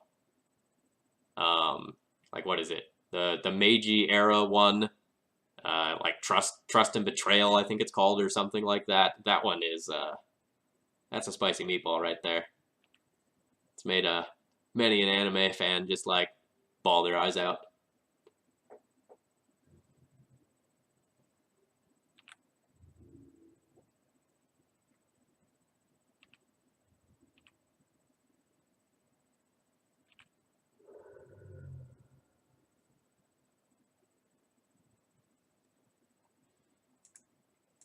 I don't like that my opponent has that much mana up. That's Culligan's command mana right there. Culligan's command would be rough. Don't do it. Don't you Culligan's command me. Don't you do it. You shouldn't do it now if you have it. You should wait until I equip.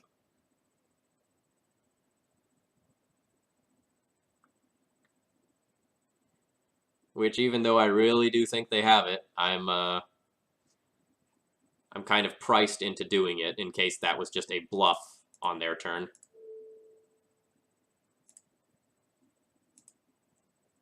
Because if they do it and they Culligan's command me and I lose this sword, I still have the out of, like, drawing land, Flicker Wisp in.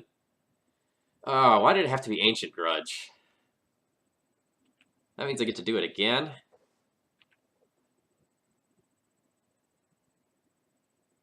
Oh yeah, Culligan's command is now a legacy staple. That card is very, very good.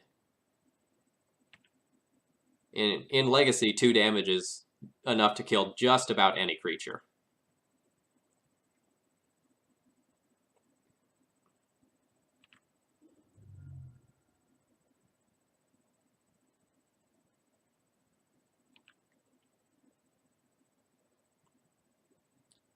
Yeah, Rurouni Kenshin was one of those shows that I really loved when I was in high school. Like, that was one of the ones that was on at, like, 4 o'clock or whatever, so, like, it was the first thing that was on right when I got home from school. So I watched all of that. I think I watched it once in high school, and then I think I watched it again in college at some point because one of my buddies had all of the discs. Enjoyable show. It's got a good balance of, like, the regular shonen fighting and, you know, some feels and such. But it's not necessarily, like, at my top of the list of things that I would recommend to people because it's really long. It's really long, and some of the arcs are way, way better than the other arcs.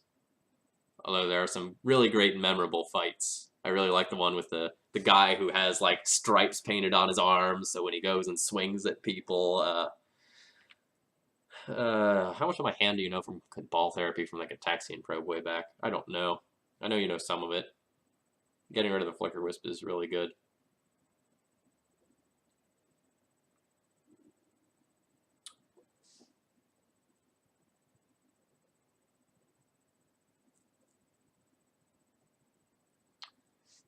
So Nick MTG says, Direfleet, steal the Grudge and use it on the Needle.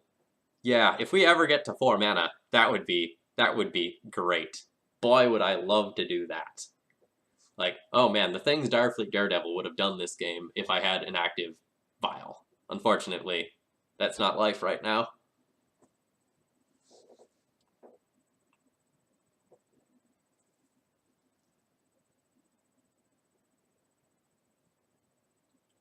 Right. The issue is that I can't cast Direfleet Daredevil in the first place. Like, I don't have red mana right now to cast the Direfleet Daredevil. All of their stuff, you know, whatever, I can pay that for any color.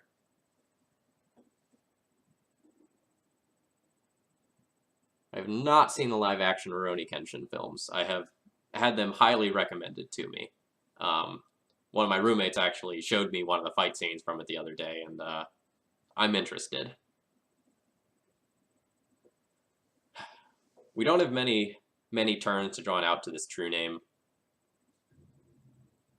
Like, my current line involves just, like, playing the Stoneforge Mystic, fetching a Batter Skull, and hoping that my opponent has to go back on the defensive and hold back the true name. But that's not a great line.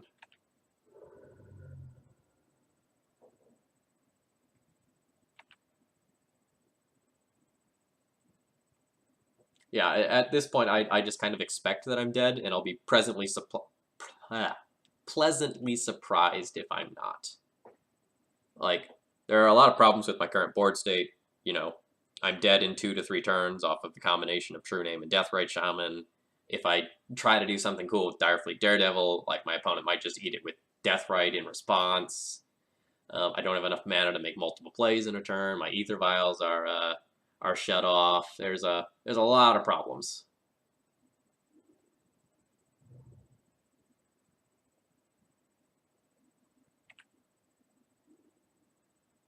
Oh boy. That's a fine start. So how do I make the most out of drawing that? My opponent is going to Deathrite drain me down to 7. That happens no matter what. I can Swords to Plowshares to Deathrite, and then I'm on a 3-turn clock to True Name, so I get 3 turns to draw one of my 3 Cavern of Souls to kill the True Name. That's way better than 2 turns. I guess that's what I'm doing. Because if I just jam Stoneforge, then I won't actually be able to gain off any life off this Batter Skull before I'm just dead. So I Swords to Plowshares that.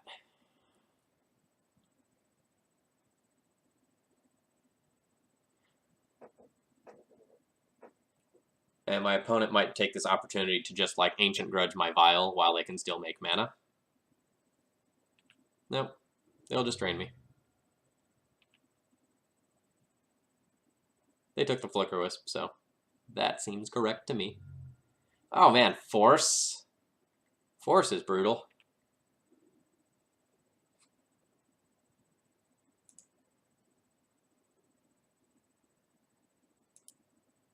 I guess I'll play this Irrelevant Vial. Since my cards on board don't particularly matter, I can just attack in for 2 damage since my opponent is going to hold back with the Deathrite Shaman anyway. And I don't think I actually care about any removal that my opponent has. I don't care about my creatures that are on board because unless I draw a Cavern of Souls, I'm dead anyway. So might as well sneak in the 2 points of damage.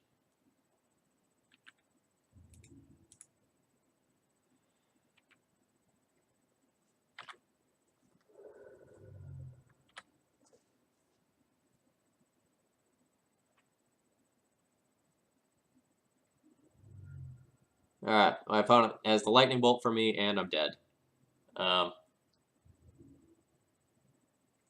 We lost this game to a Pithing Needle on Vial, which is super unfortunate. I want to just draw and see if my next card was Cavern of Souls, just for giggles. It was not. Alright, so we had no outs, and we were very, very dead. Oh, Cavern of Souls was 2 cards down. Unfortunate.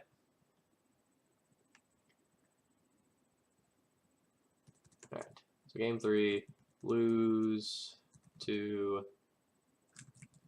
Pithing Needle on Vial and TNN. One draw, and it's a loss. I'm going to go ahead and jump in the queue, and I'm going to do two things. Number one, I'm going to pull up the deck list so those of you that haven't seen it can take a look at it. We're playing two Direfleet Daredevils tonight. We're currently 1-2, but I don't think Direfleet Daredevil is a bad card. I did some interesting stuff with it earlier. Oh, sorry, wrong screenshot. So, for example, here's a screenshot from earlier where this Direfleet Daredevil is equipped with 2 pieces of equipment, and my opponent is trying to trade with 2 Gurmag Anglers, but is unsuccessful due to first strike. And I think that Direfleet Daredevil did something like end of turn Brainstorm off a Vial, and then I used either a Stoneforge or a Fetch land to shuffle. And so like I got to live the dream of like Brainstorm Shuffle in Legacy in a non-blue deck, which is pretty neat. That's not something that happens a lot.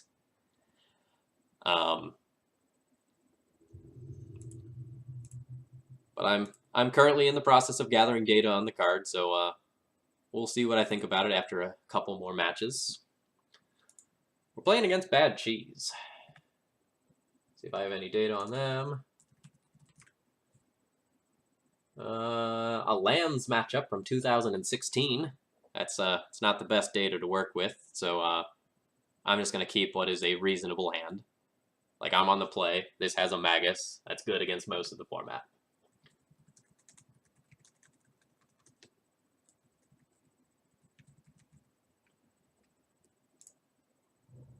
And even though I have this Magus, I'm going to go ahead and fetch out my basic planes now. It is my intention to Vial in the Magus, assuming the Vial resolves. Hey, the Vial resolves.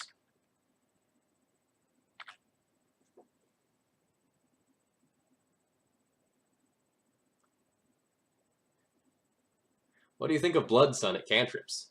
Blood Sun is a sweet card, but I have a lot of synergy with like Magus of the Moon and Aether Vial in my build, so I like it being on a creature. Have I missed the Crusaders? Sometimes I miss the Crusaders, but like Magus and Crusader tend to be good in the same sorts of matchups, where they're matchups that Mana Bond, that could be scary. Where they're like your bug matchups, where like you can either invalidate their creatures with Mirror Crusader, or you can just shut off all their lands and win the game. Alright, so my opponent didn't dump their hand with Mana Bond. So I'm not just going to be like randomly dead to what's going on.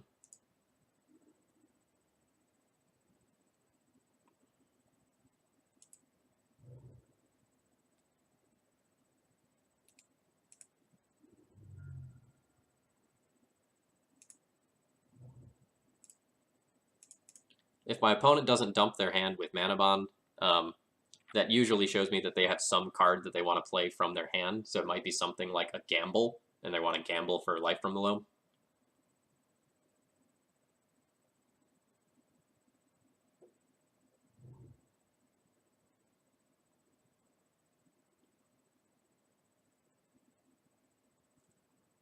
You can play a mono black deck in Legacy, much less so in Vintage. Yeah, so there's the gamble that's going to be for Life from the Loam.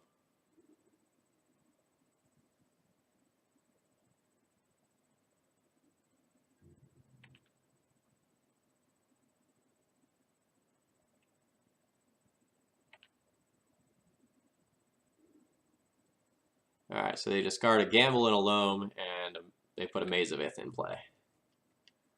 Slightly annoying.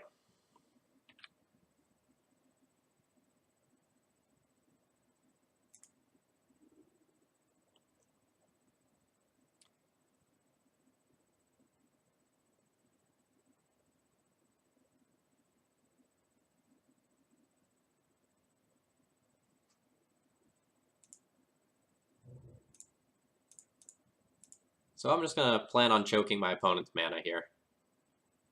I'm going to Recruiter of the Guard for a Phyrexian Revoker, revoke Mox Diamond, and they might not be able to even cast the Life from the Loam for a couple of turns.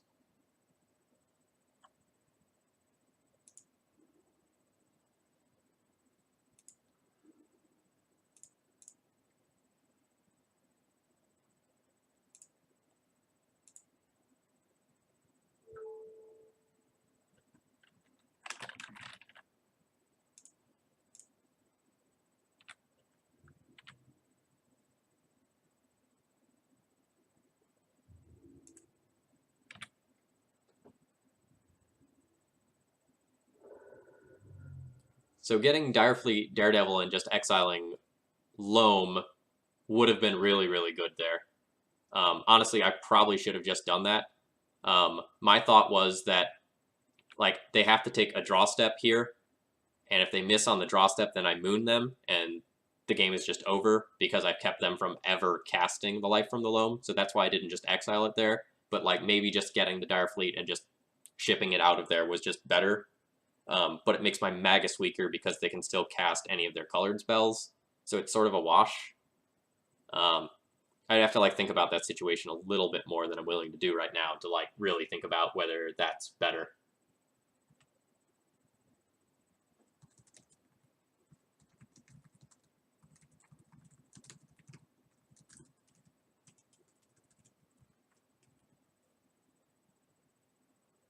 So like since I'm new to playing Direfleet Daredevil, there are going to be some lines that I'm just not going to intuitively think about just from not having played with it a lot. I kind of like my line. It doesn't mean it's necessarily right, but I liked it. All right, so for this matchup, we're going to bring in a lot of things that help to fight their graveyard, essentially, and help to fight their combos. So,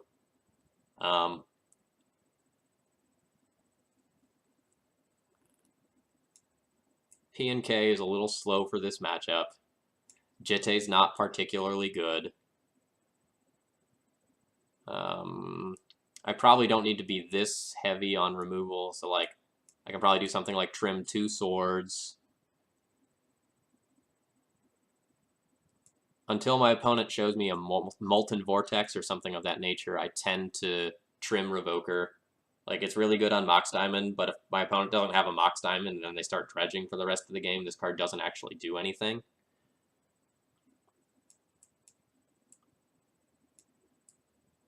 The Relic Order is something that's a little more general purpose, and it can get rid of like both Mox Diamonds and the Molten Vortex or what's the other one that costs red, red, red? Seismic Assault.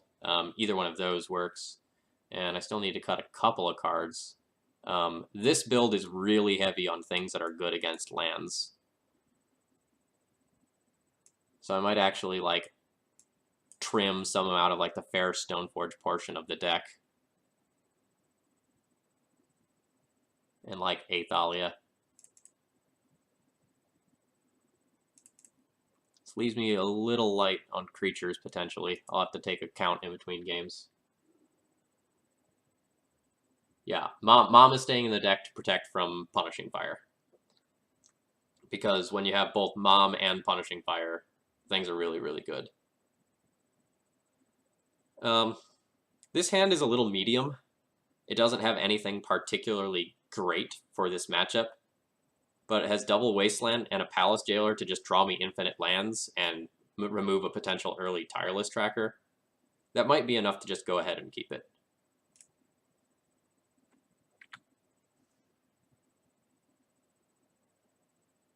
So Tenebor, the deck you're looking for is called Pox. It is a mono-black control deck that does all sorts of hateful thing involving ugly enchantments and discard. Sometimes also things like Curse Scroll.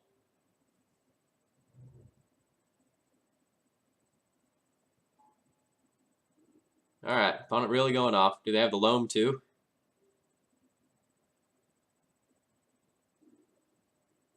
No Loam as well. Alright, drawing Magus is great.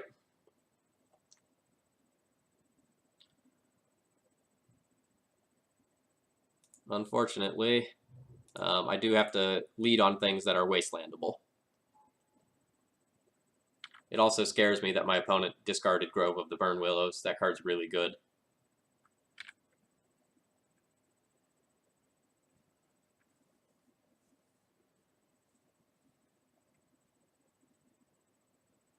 Alright, there's Tireless Tracker. But we have an answer to that in Palace Jailer a few turns down the line. So in the short term, I will let my opponent go ahead and keep all their lands. Oh, maybe I don't really have an answer to Tireless Tracker, because like if I Magus, then I don't actually have the ability to play Palace Jailer.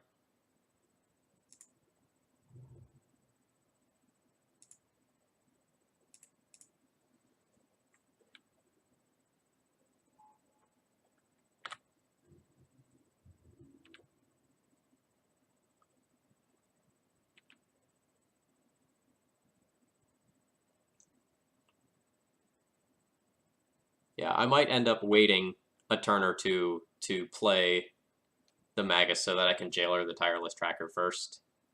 Like, since my opponent has Mox Diamond, I'm not actually taking them off of mana. I'm just disrupting the utility of their lands. I'm not entirely sure why my opponent kept their hand. They might have kept it, like, just on the strength of Exploration as a card to let them get ahead of my mana denial.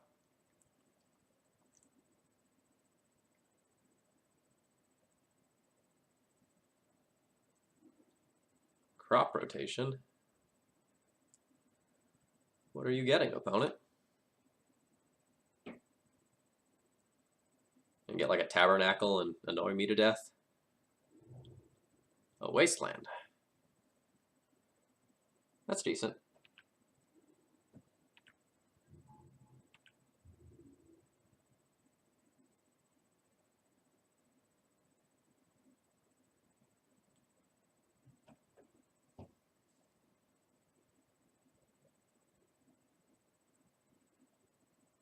Seems like my opponent is trying to play a 1-mana spell, and I have Thalia.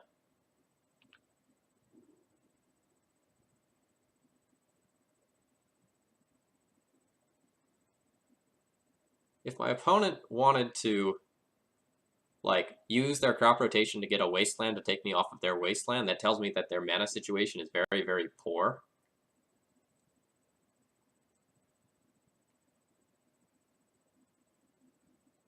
So Wastelanding them can be really good. If I Wasteland them and they don't draw a land, then they can't actually crack that clue. That seems decent. But like, I do really just want to hit 4 mana and 3 mana to play things like Magus of the Moon and Palace Jailer.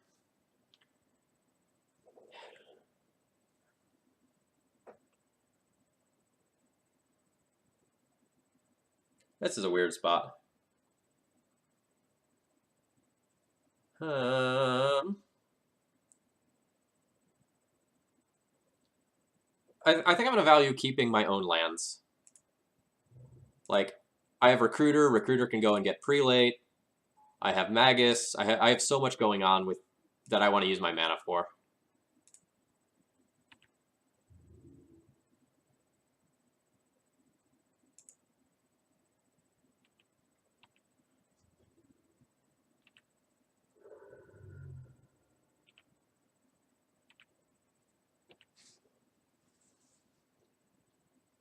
No, Containment Priest does not work against Dark Depths combo.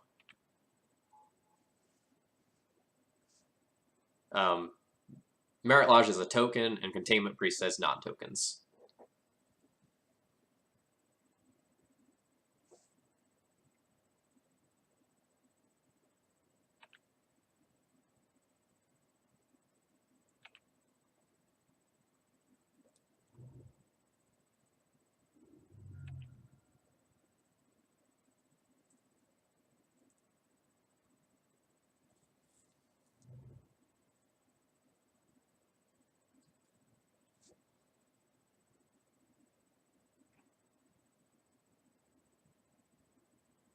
My opponent has all the triggers in the world.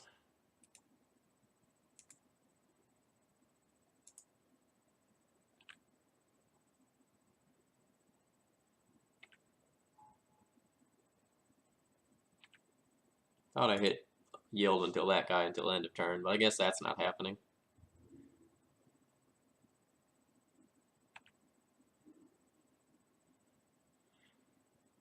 Path to Exile is a great draw.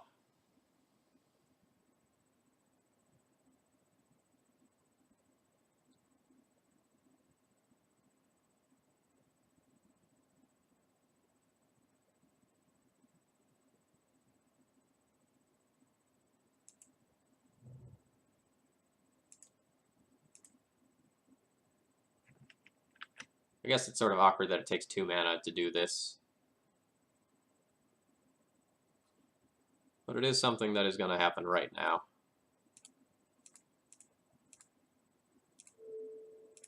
And I want to leave up the Windswept Heath rather than fetching and leaving up the Caracas, so that I can insulate my Magus of the Moon, like mana source.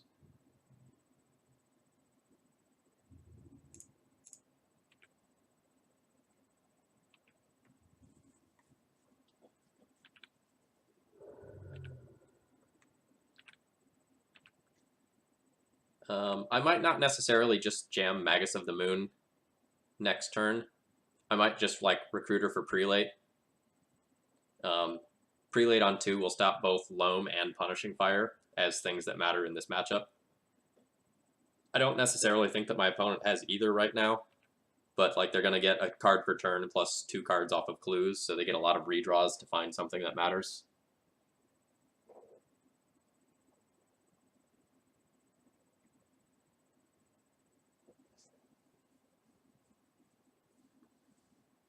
All right.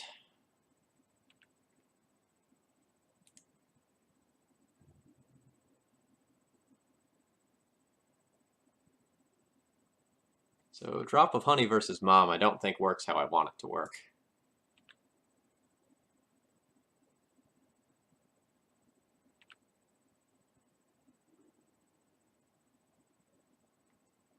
So let me just read this real quick.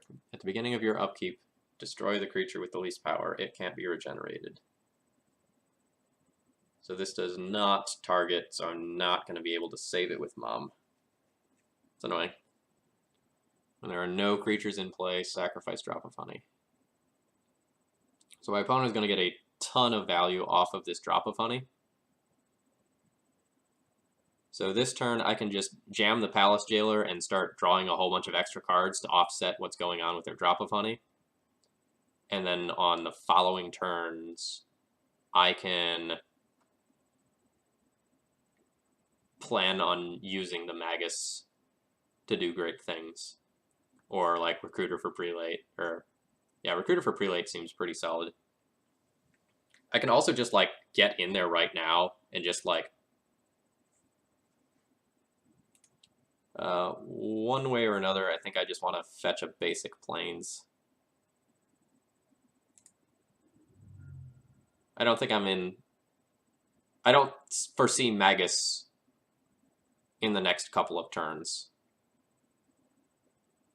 I guess I can get Plateau because my opponent doesn't have active Wasteland Lock right now. And if my opponent Ghost Quarters it, I get a basic Plains anyway. Yeah, that's fine. So if I just like Stoneforge, put in Sword, put it on Thalia, then that is 6 damage a turn. I have my opponent dead in 3 turns. That might be good enough. I have so many lines and they're all really, really good right now.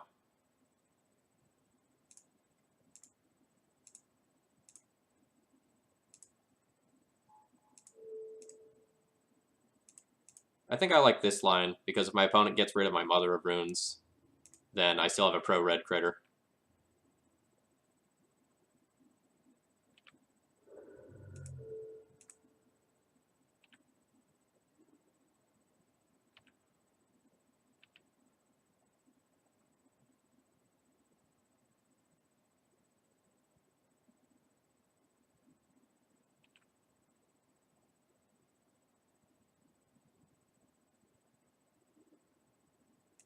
Interesting getting rid of the Stoneforge over the Mom.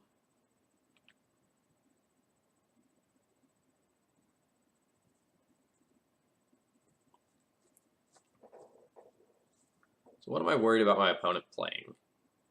Cards like Tabernacle and Maze of Ith would be annoying.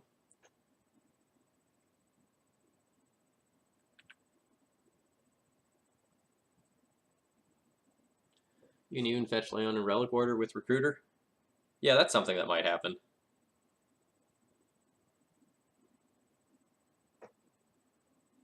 It's really dependent on what I draw. Like, I can go Recruiter, get Relic Order, Drop of Honey.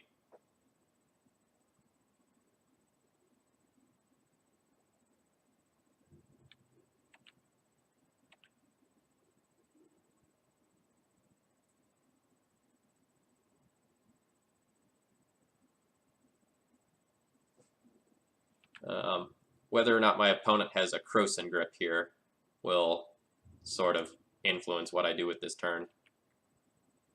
Like if they pay 4 mana for a Krosan grip on the sword, I only hit them for 2.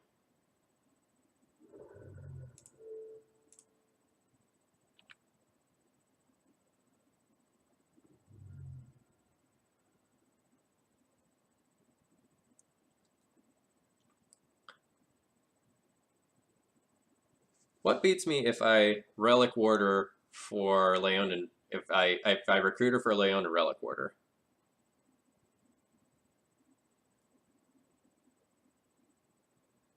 Tabernacle's good, Maze is good. Yeah, it's probably pretty hard to lose if I just do that. I like that line.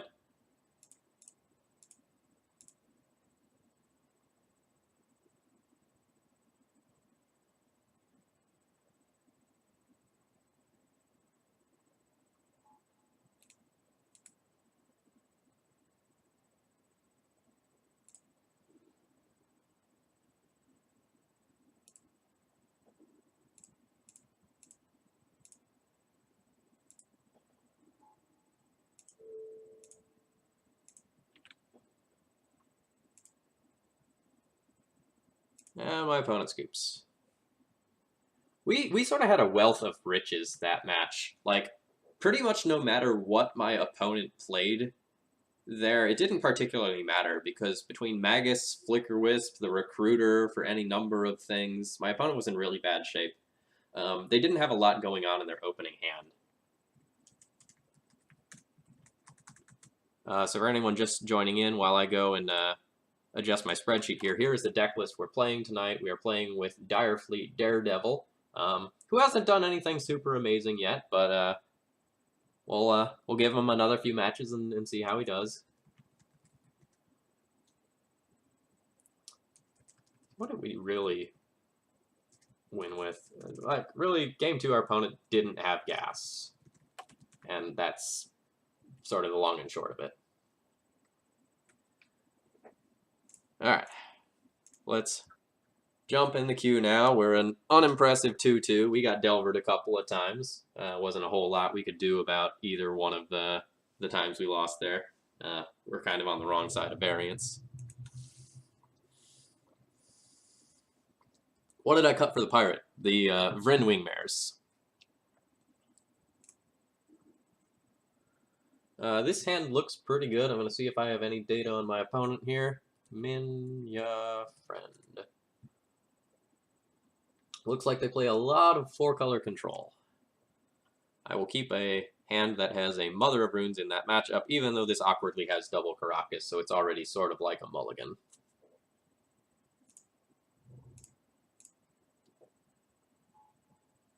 Any thoughts on Eldrazi and taxes? I don't really think that's a great archetype. It's not as consistent as either Eldrazi or Death and Taxes, and it sort of picks up a lot of the problems of both decks.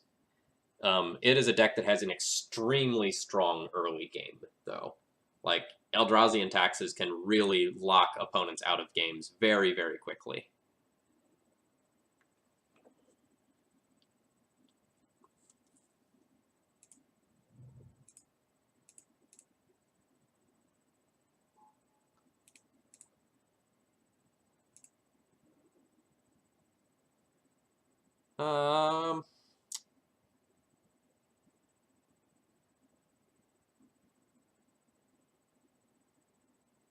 Kind of want to just get Batterskull since I already have protection with Mom, but if my opponent plays something like a Baleful Strix, I'd rather have this sword. So I'm just going to go ahead and get that. Have you ever thought about adding blue to a D&T shell for things like Meddling Mage and Spell Queller? Yeah. My opponent says, I hope I don't get hoot-hooted.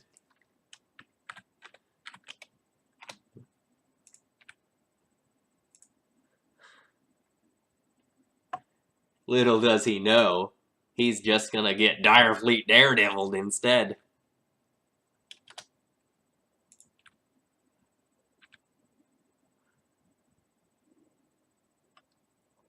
Alright, Recruiter is a fine draw. I'll just pass the turn and intend on putting this sword in and then go into town.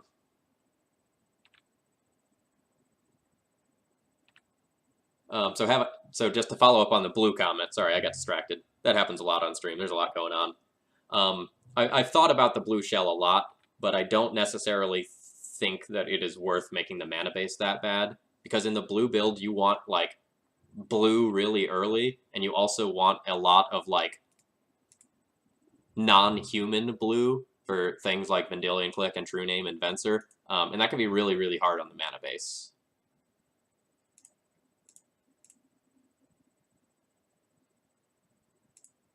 See if I get Culligan's command right here.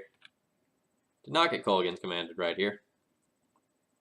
Let's see if instead I eat a K command right here.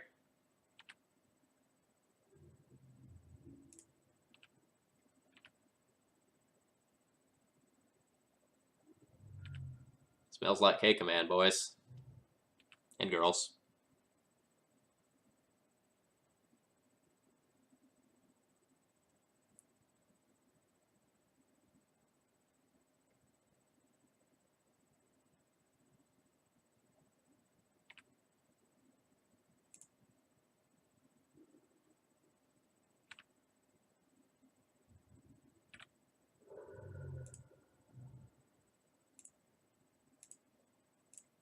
I'm going to go ahead and throw this Revoker out here and put it on Jace. I need more pressure in play than what I have.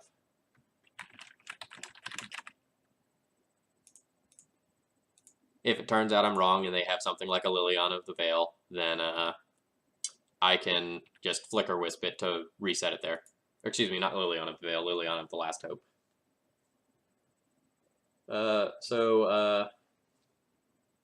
Mayklej, question mark? You thought it was Storm. The data I had on my opponent showed that they had played Delver recently, or not Delver, Checkpile recently. So that's why I didn't just like jam Revoker on something like Lion's Eye Diamond.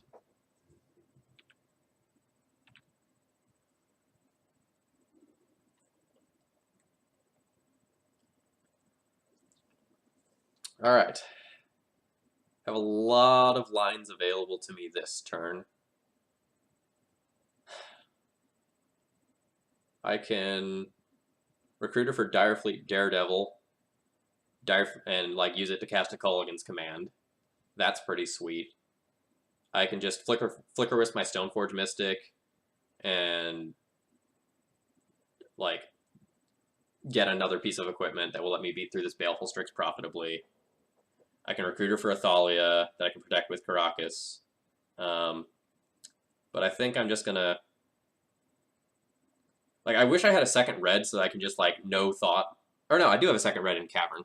Okay, so my line is clear.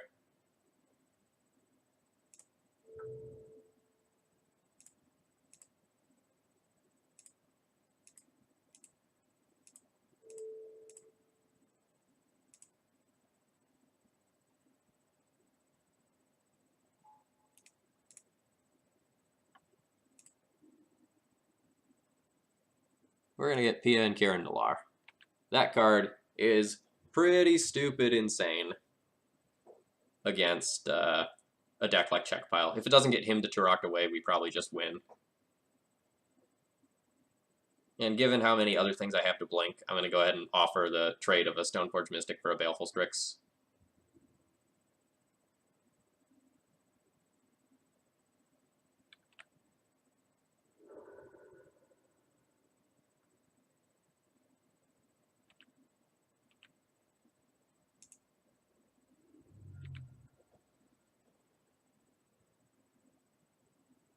Yes, Liliana the Last Hope is really, really good in Legacy. Like, if you look at my board, all of the creatures on my board would just die to Liliana the Last Hope.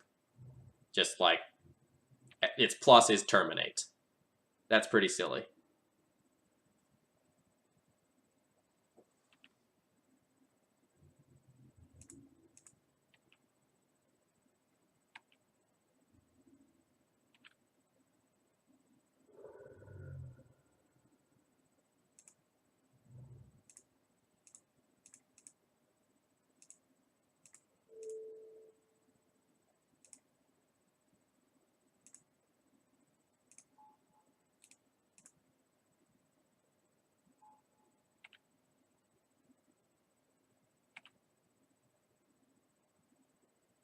All right, you have so much mana up. You gotta start doing some things, buddy.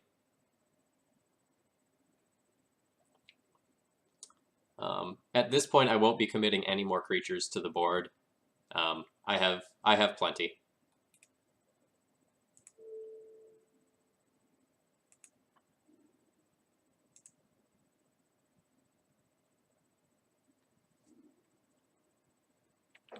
If I had another true red source, I would probably keep my wasteland around so that I could throw 2 Thopters at once with P and K, if that became something that was necessary.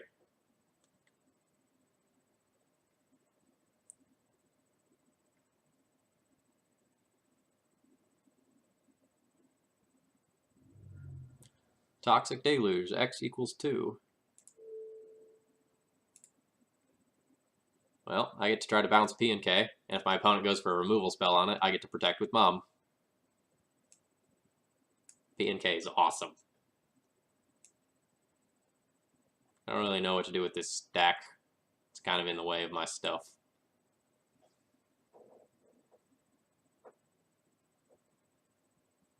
And if my opponent goes like removal spell, I protect, removal spell, that's great. So like the only thing now I fear is a Hymn to Turok to get this P and K out of my hand. Which they don't have, which is awesome.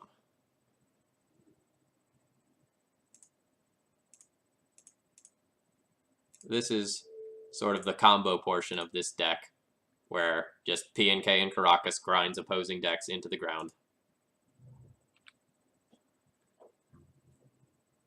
So my opponent will need multiple removal spells in order to get the P and K itself off the board, and then that still leaves Thopters.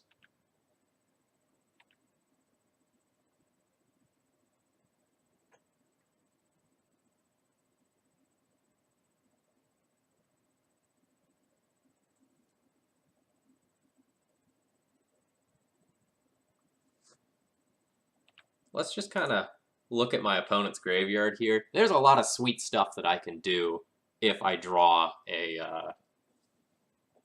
Direfleet Daredevil.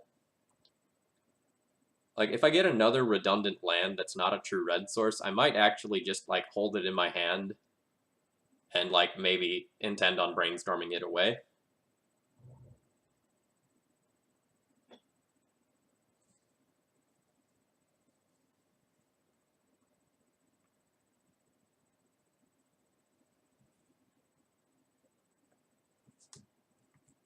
Darfleet, Daredevil, Weaver. I'm gonna play or draw this game. Play? We're on the play. I'm just updating my spreadsheet while my opponent is thinking. And he gets check pile. And the pilot is Min Ya Friend.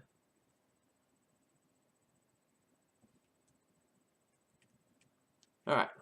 Snapcaster Mage. What would you like to do with that Snapcaster Mage? Culligan command, maybe? Yep, that's a Culligan's command. What modes are you choosing?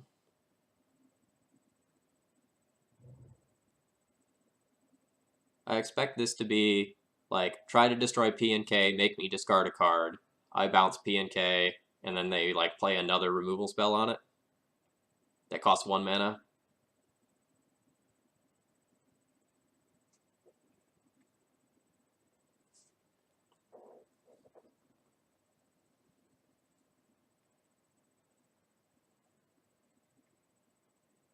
Alright. Ooh. So they're trying to kill P and K and return a Baleful Strix.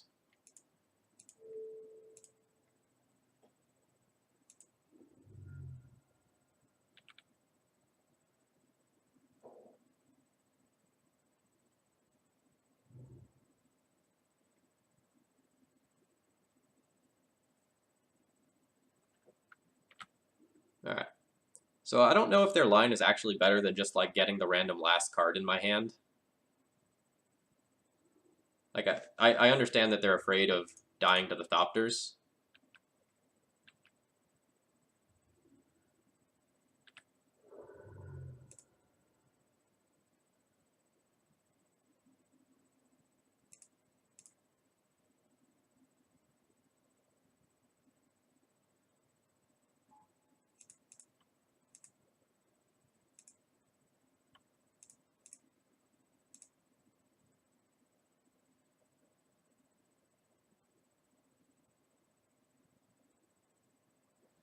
Is this player notable in some way?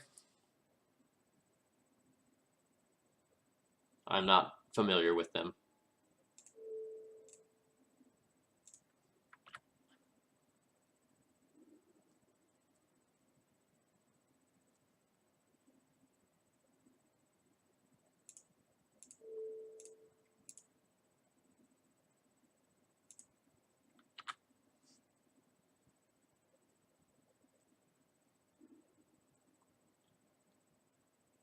Interesting. My opponent goes for an Abrupt Decay on the Vial, which I think is the least relevant card on my board at this time. Like, assuming that they play this Baleful Strix and they don't necessarily have something else, they trade this Baleful Strix for a Thopter, they take 1, they go to 5, and then the following turn I attack in with a Flicker Wisp and a Thopter again, and they can't actually fetch anymore this game.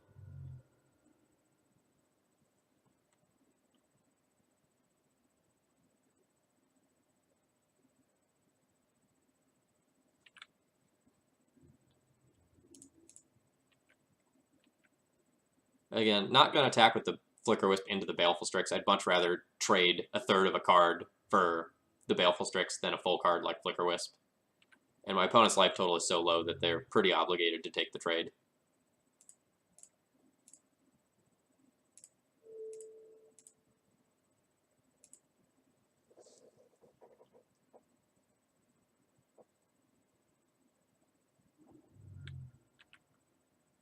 Alright, my opponent's fetching in response. Are we going to get another Force of Will on Thalia off Cavernous Souls? Are we going to get 2 in one day? Abrupt Decay on Flicker Wisp. Okay, that's fine. I don't know why that couldn't wait until Thalia was in play if you had 1 more mana, but so be it.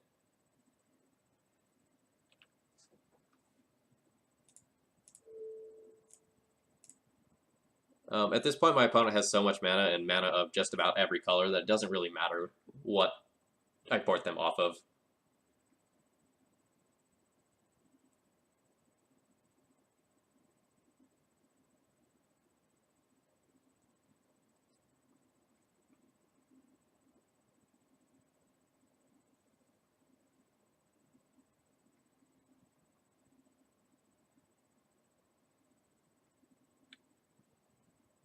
Alright, you have a Jace.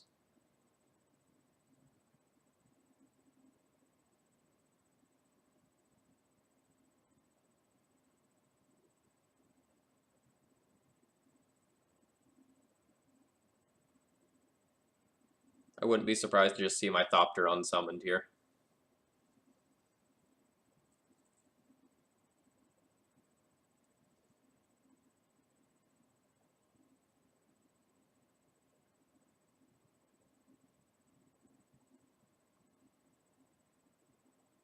Alright, my opponent Fate Seals me, which means that since my opponent is at 4, I'm just going to like ignore the Jace and try to kill them.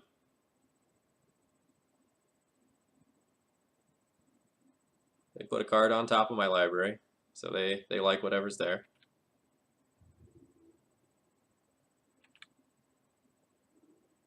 They like leaving a Stoneforge there? That's interesting.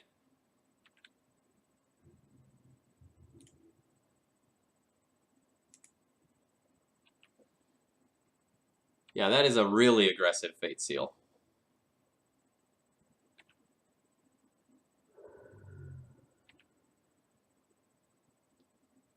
I wonder if my opponent thinks they're just 100% dead, and that's why they did that. What equipment's in my deck? Batterskull and Jitte. Yeah, I wonder if my opponent just thinks they're dead because they can't like possibly beat this Thalia. My opponent can't deluge me or anything, so I'm fine just casting this Stoneforge.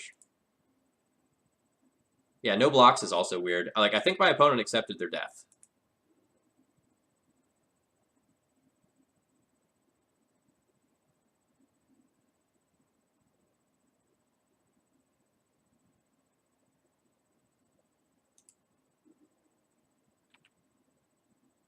This doesn't make sense to me any other way.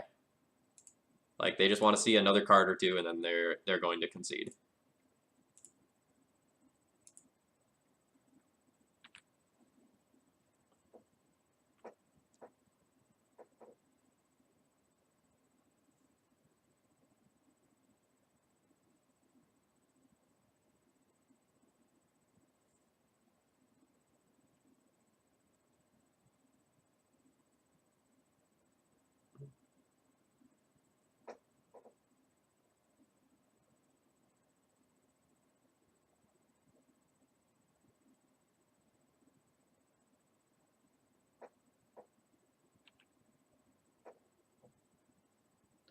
I wonder if my opponent didn't realize how low their life total was. Like, because in a vacuum, like, my board versus their board, plussing with Jace is probably correct. It keeps the Jace alive no matter what. But with their life total being so low, like, they can't fetch away their cards from Brainstorm now, so, like, the Brainstorming ability of Jace is decreased. In order to not die, they have to take all of my creatures off the board, or, like, chump block. Alright, Lightning Bolt, target Thalia. I will bounce the Thalia. You have a Hymn to Turok now? You gonna hymn me? Alright, you do have a Hymn to Turok. That's pretty solid. But, like, you still need one more piece of interaction to not be dead. Okay, yeah, a Fatal Push. That'll do it. So my opponent has one card. I can make them trade the Snapcaster Mage for a Stoneforge Mystic right now, or I can just play my mom, pass, and, like, just treat it as a value turn.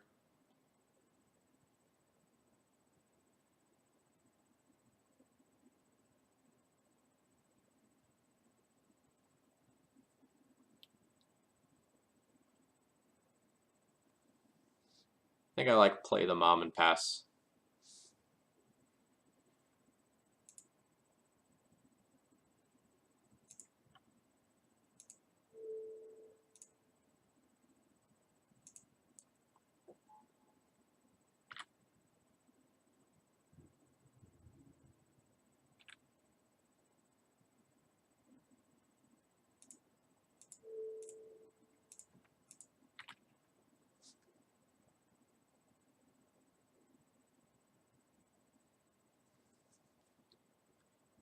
So my opponent now might have to use the Jace to bounce the mom, or, like, has to use a removal spell on mom.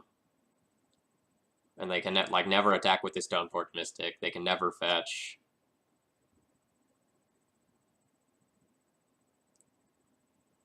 Alright, bounce the Snapcaster Mage.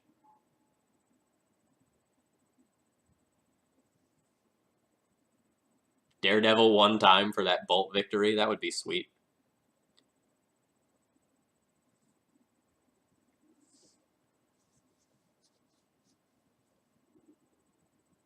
Ooh, that's a Recruiter of the Guard.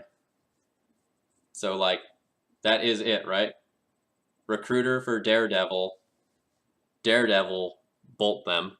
Like, it is right there. I think we're doing it.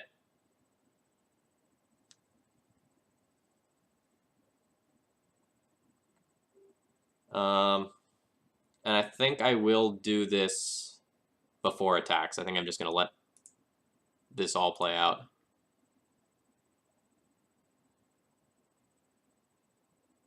It's really awkward if they have a Snapcaster.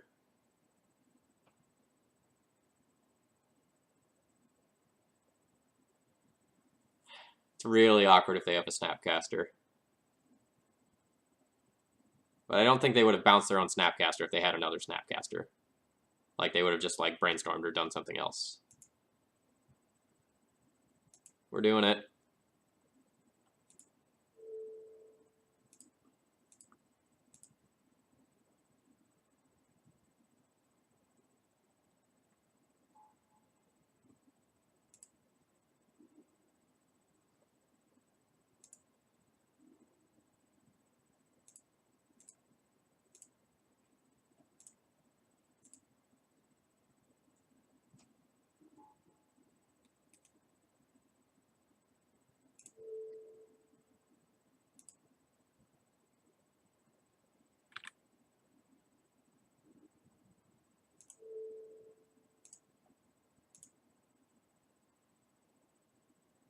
Is this happening? Is this really happening? Oh, man. We gotta snip that. That happened. That's neat. That's neat. My opponent says, what a card! So at the beginning of this game, for anyone who wasn't here, my opponent says, I hope I don't get hoot-hooted.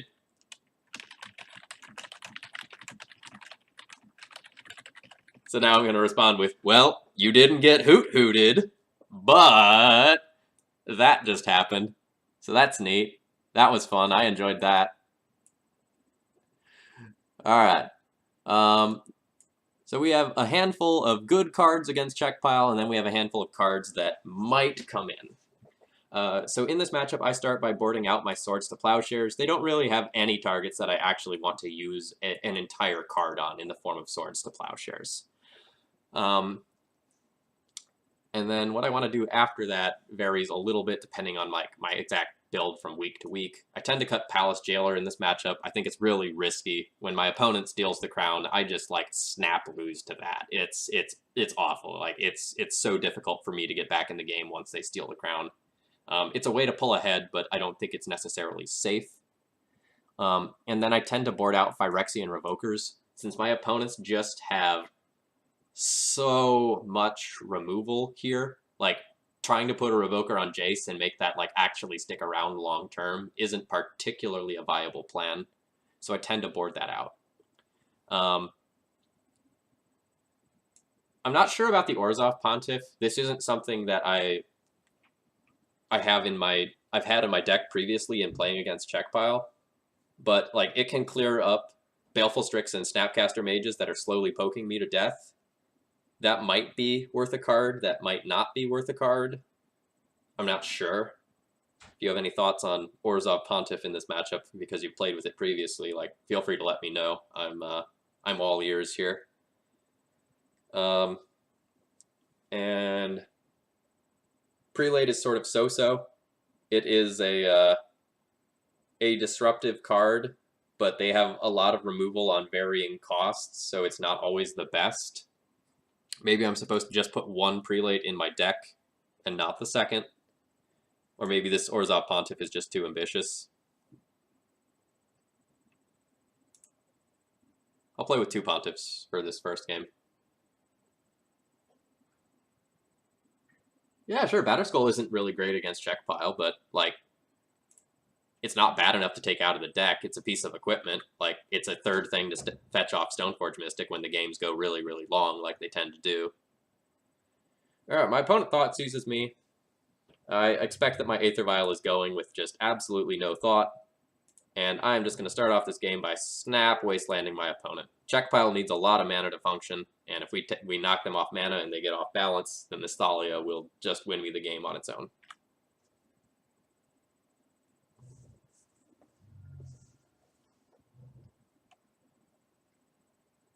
And so one of the upsides of wastelanding my opponent is now they're scared, so they fetch a basic island, and now this means that they can't do something like go and cast an Abrupt Decay off that mana, or like neither one of those cards contributes to Culligan's Command or a Hymn to Turok or anything like that. So my opponent actually made their mana much worse by fetching basics. This Rest in Peace is something that I will want to deploy pretty early on, but I'm going to stick to deploying my creatures for a couple of turns.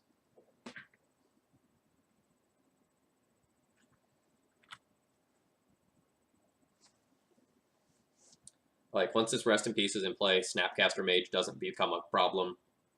My opponent's not quite into, like, Snapcaster Mage territory yet with their lands. If my Thalia makes it around the table, I'm very likely to just jam Rest in Peace next turn.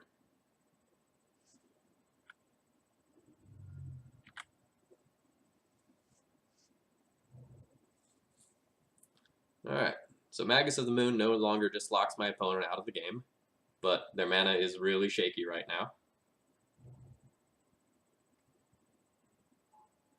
Alright, a Leovold. That's fine. So what do I want to do now? I can just jam the Rest in Peace before Snapcaster Mage becomes a deal at all. That's probably fine. Just Stoneforging for Sword of Fire and Ice is probably fine. Or, like, excuse me, like, putting Stoneforge in play so that if I draw a land, I can, like, Sword of Fire and Ice and equip, that's probably fine. I can Recruiter, but I don't have, like, double mana right now, so, like, I can't Recruiter for anything that's white-white, like Mirran Crusader. and I'd really like to be recruitering for Mirror Crusader. So before there's any possible value off of a Snapcaster Mage, I'm just going to go ahead and rest in peace and just get that zone out of here.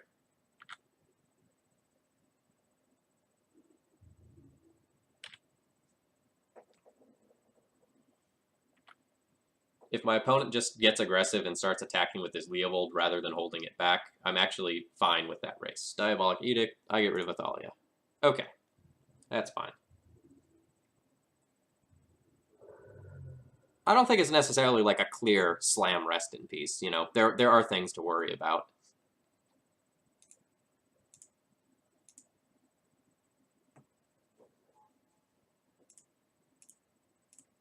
I don't mind drawing this file.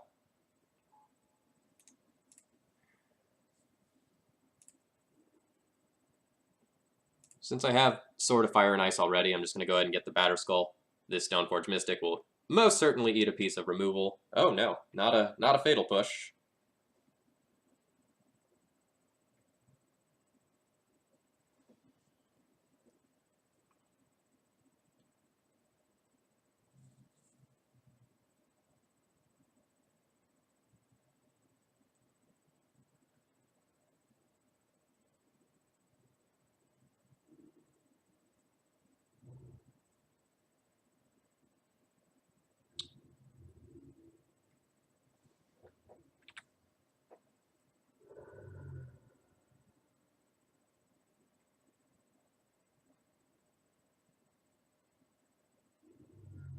Alright, so that was a Toxic Deluge for 2 to get my Stoneforge off the table. And there's a Deathrite Shaman that is just a 1/2 with no abilities. Ooh, another Stoneforge is a pretty good draw. I don't think I just want to play it, though, because I can Violet in next turn and then dump my Batterskull in. So instead, I think I'm going to go ahead and Recruiter here. I'm not sure what I'm going to get yet, but something. I kind of want to just get Mirror Crusader. Although, I could just get a Mother of Runes, given the strength of the rest of my hand.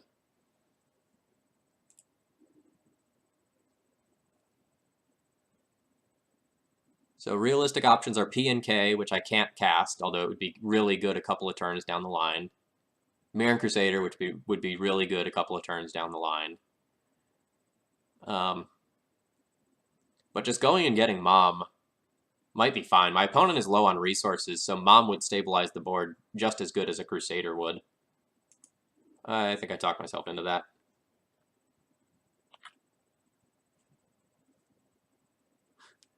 If I hacked into Moto, and then paired you nothing with elves for the rest of the time, what would you do? I would play Chalice of the Void in the main, and a whole bunch of Orzhov Pontiffs as well. And then we'd have a positive elves matchup. That's what it takes.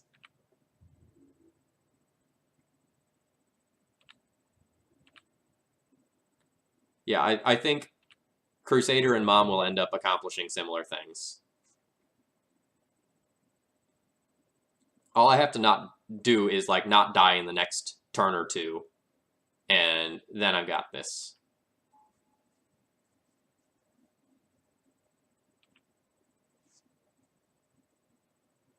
So if I draw a land...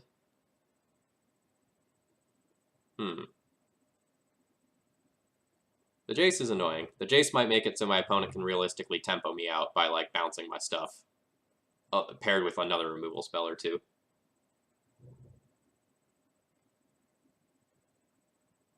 Alright, my opponent is digging for a removal spell for this Mom, it seems like. You know, this Mom making it back on my side of the table will be really strong. Alright, my opponent did not shuffle with the Ponder. My opponent plays another Deathrite Shaman. It seems weird that they would want that.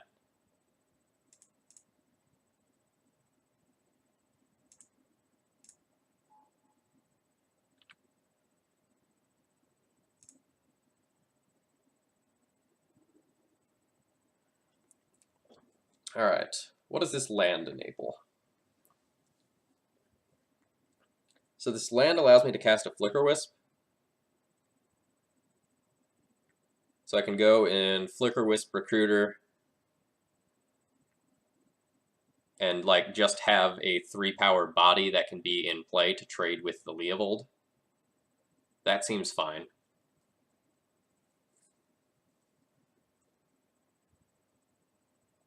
You think they kept it just to be a blocker to protect Jace?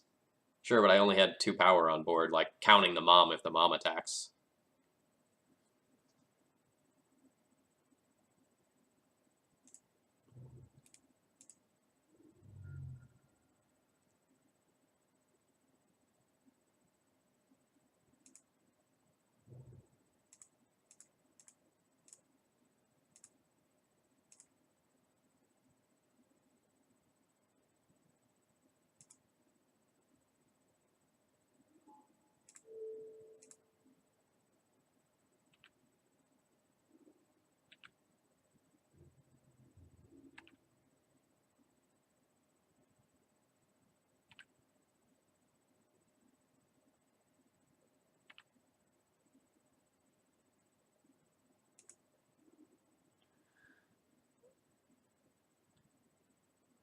So I can get PNK if I think this game is going to go on for much longer. Or I can just get Crusader, so that on the following turn, Crusader just 100% stabilizes the board from everything that's going on. I think I want something that I can vial in next turn no matter what to just, like, avoid the potential of getting tempoed out if things go wrong and my opponent, like, happens to have a Culligan's Command or something like that.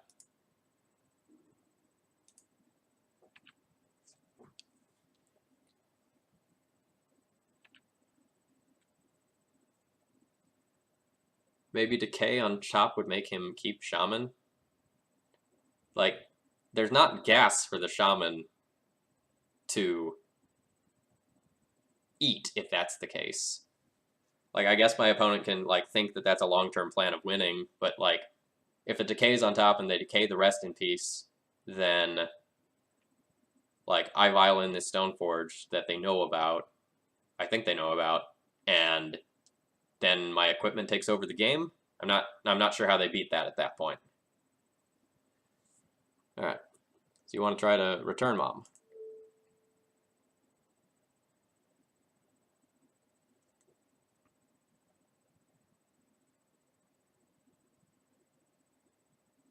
I kind of want to give Flicker Wisp Pro Blue to let it beat through, to let it not die to Leovold, and so that I can just block the Leovold if it comes in.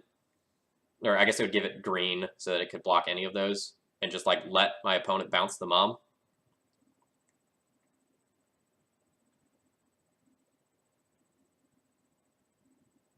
And that means that I can, if my opponent doesn't have a removal spell, then I can get in with like anything.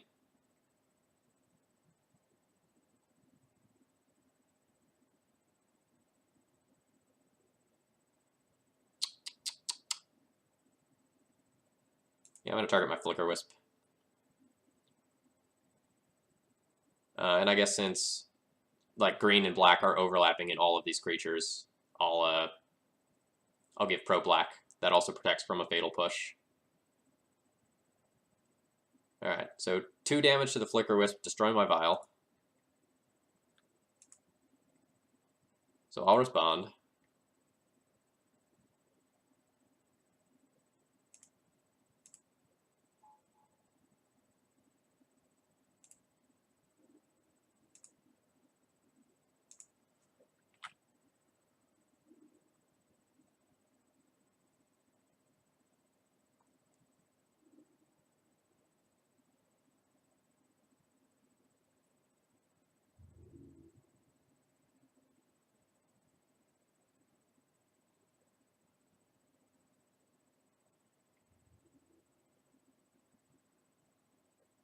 And I'm fine with taking this hit, I think.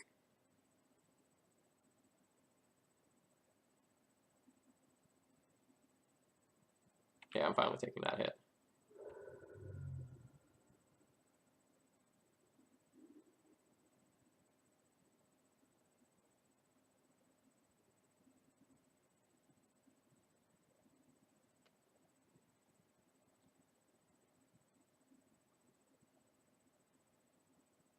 So now I just have to figure out how to, like, not lose.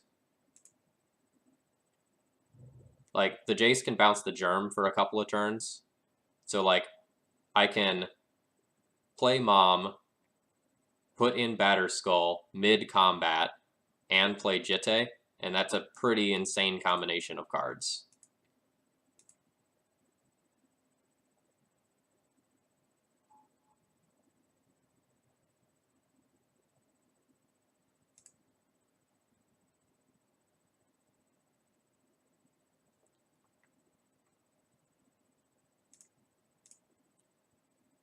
And, like, currently I am valuing stabilizing my board over killing the Jace. Because, like, if I attempt to kill the Jace, my opponent just, like, chump blocks with some Deathrite Shamans.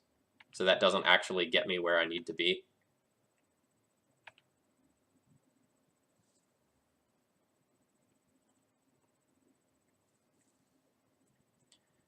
Like, maybe on my turn, on the last turn, like, thinking about the Jace bouncing the Batterskull, I'm not actually supposed to protect the Flicker Wisp with Mom. I'm supposed to just protect Mom with herself, thinking that my Batterskull plus protection will take over the game.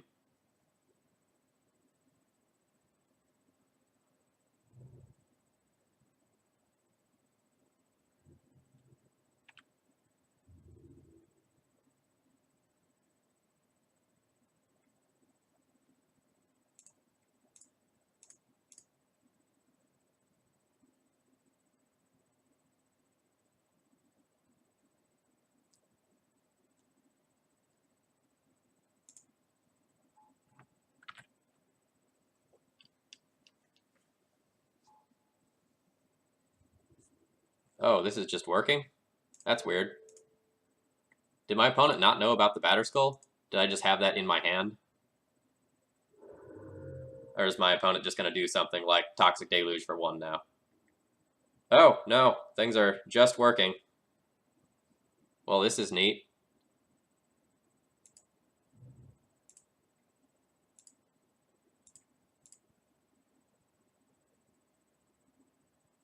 Opponent said GG. Don't know how I forgot about that guy.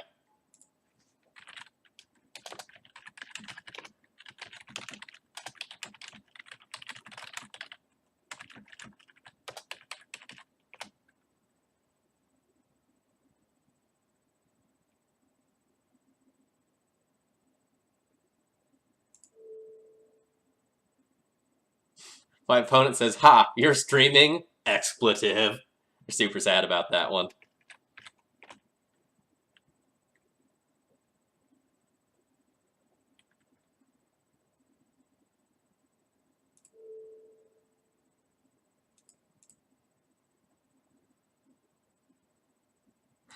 My opponent says, "Never gonna outlive that punt."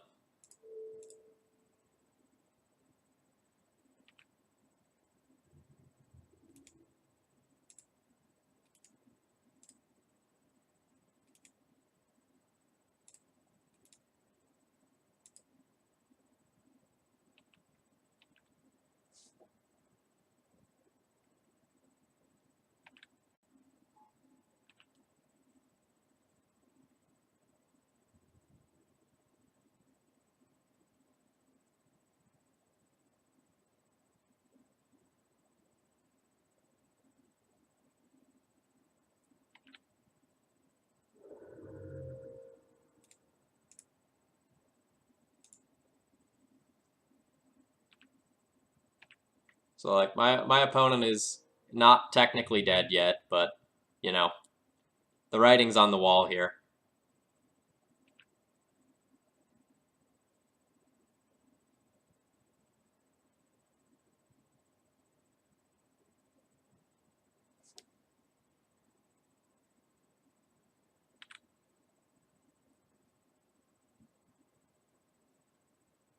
So if my opponent has a Toxic Deluge, they have to Toxic Deluge for 8, leaving them at 3. And then I get to play a Crusader and put Sword of Fire and Ice on it to give them virtually no outs to it.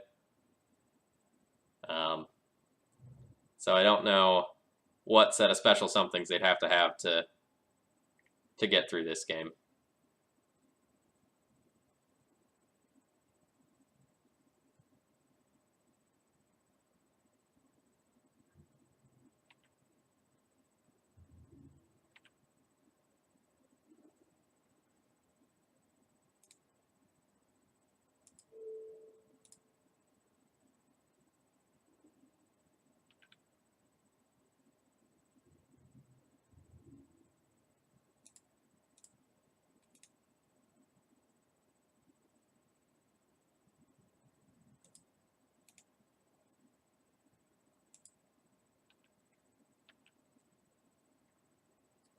I don't know if my opponent's still tilted by that Daredevil. Like, that's the sort of thing that shakes someone, but I don't know that that's necessarily enough.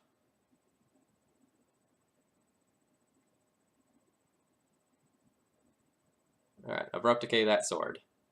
You bet. I accept. Not even gonna protect. You can eat the recruiter.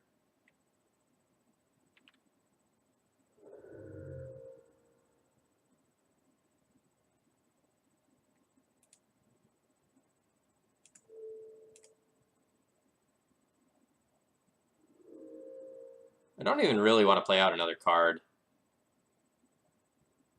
I don't really know what my opponent can have to beat me.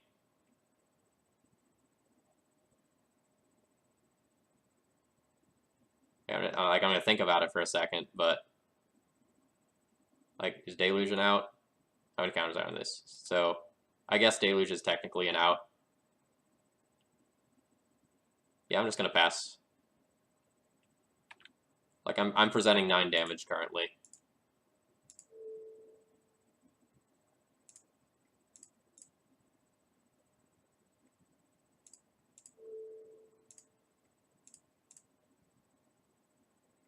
And just to like 100% make sure they can't K command if they draw that, I will waste them once.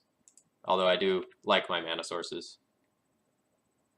Oh, you missed the Daredevil line. I'll pull up the screenshot right after this. My opponent says, lol, drew K command.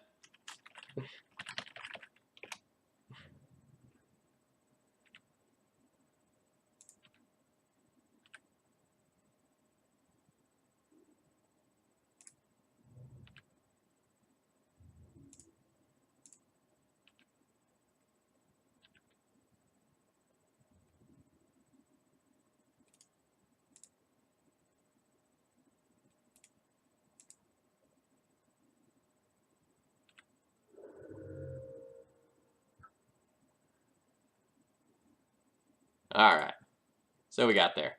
So for anyone who missed game 1 of that match, here's what's going on. My opponent is relatively far ahead on board, but at a terribly low life total. So I cast Recruiter of the Guard, got Direfleet Daredevil, and lightning bolted them for the kill in the face of their Jace the Mind Sculptor and Snapcaster Mage that had the board on relative lockdown. So that was super fun.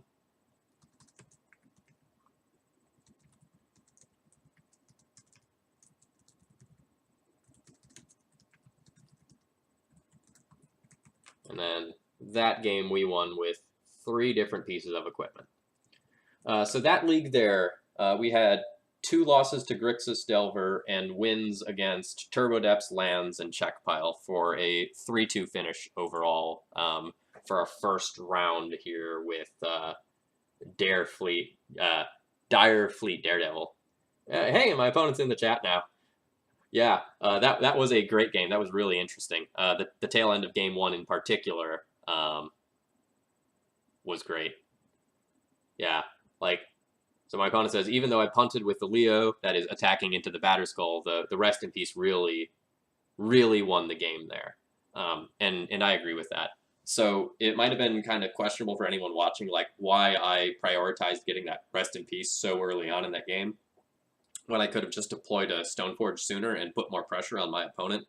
Checkpile leans really heavily on its graveyard, and when you shut off the Deathrite Shamans as sort of endgame bleed damage, and you shut off the Snapcaster Mage value engine, it's rough. It can be really, really rough. Okay, so that was a complete league here. I am going to go ahead and do another league, but folks, I'm going to shut off the stream for about 30 seconds just so I can separate this into a second video for the people who are going to be watching it on YouTube. Bear with me for about 30 seconds. I'm just going to turn off and turn on the stream, and I'll be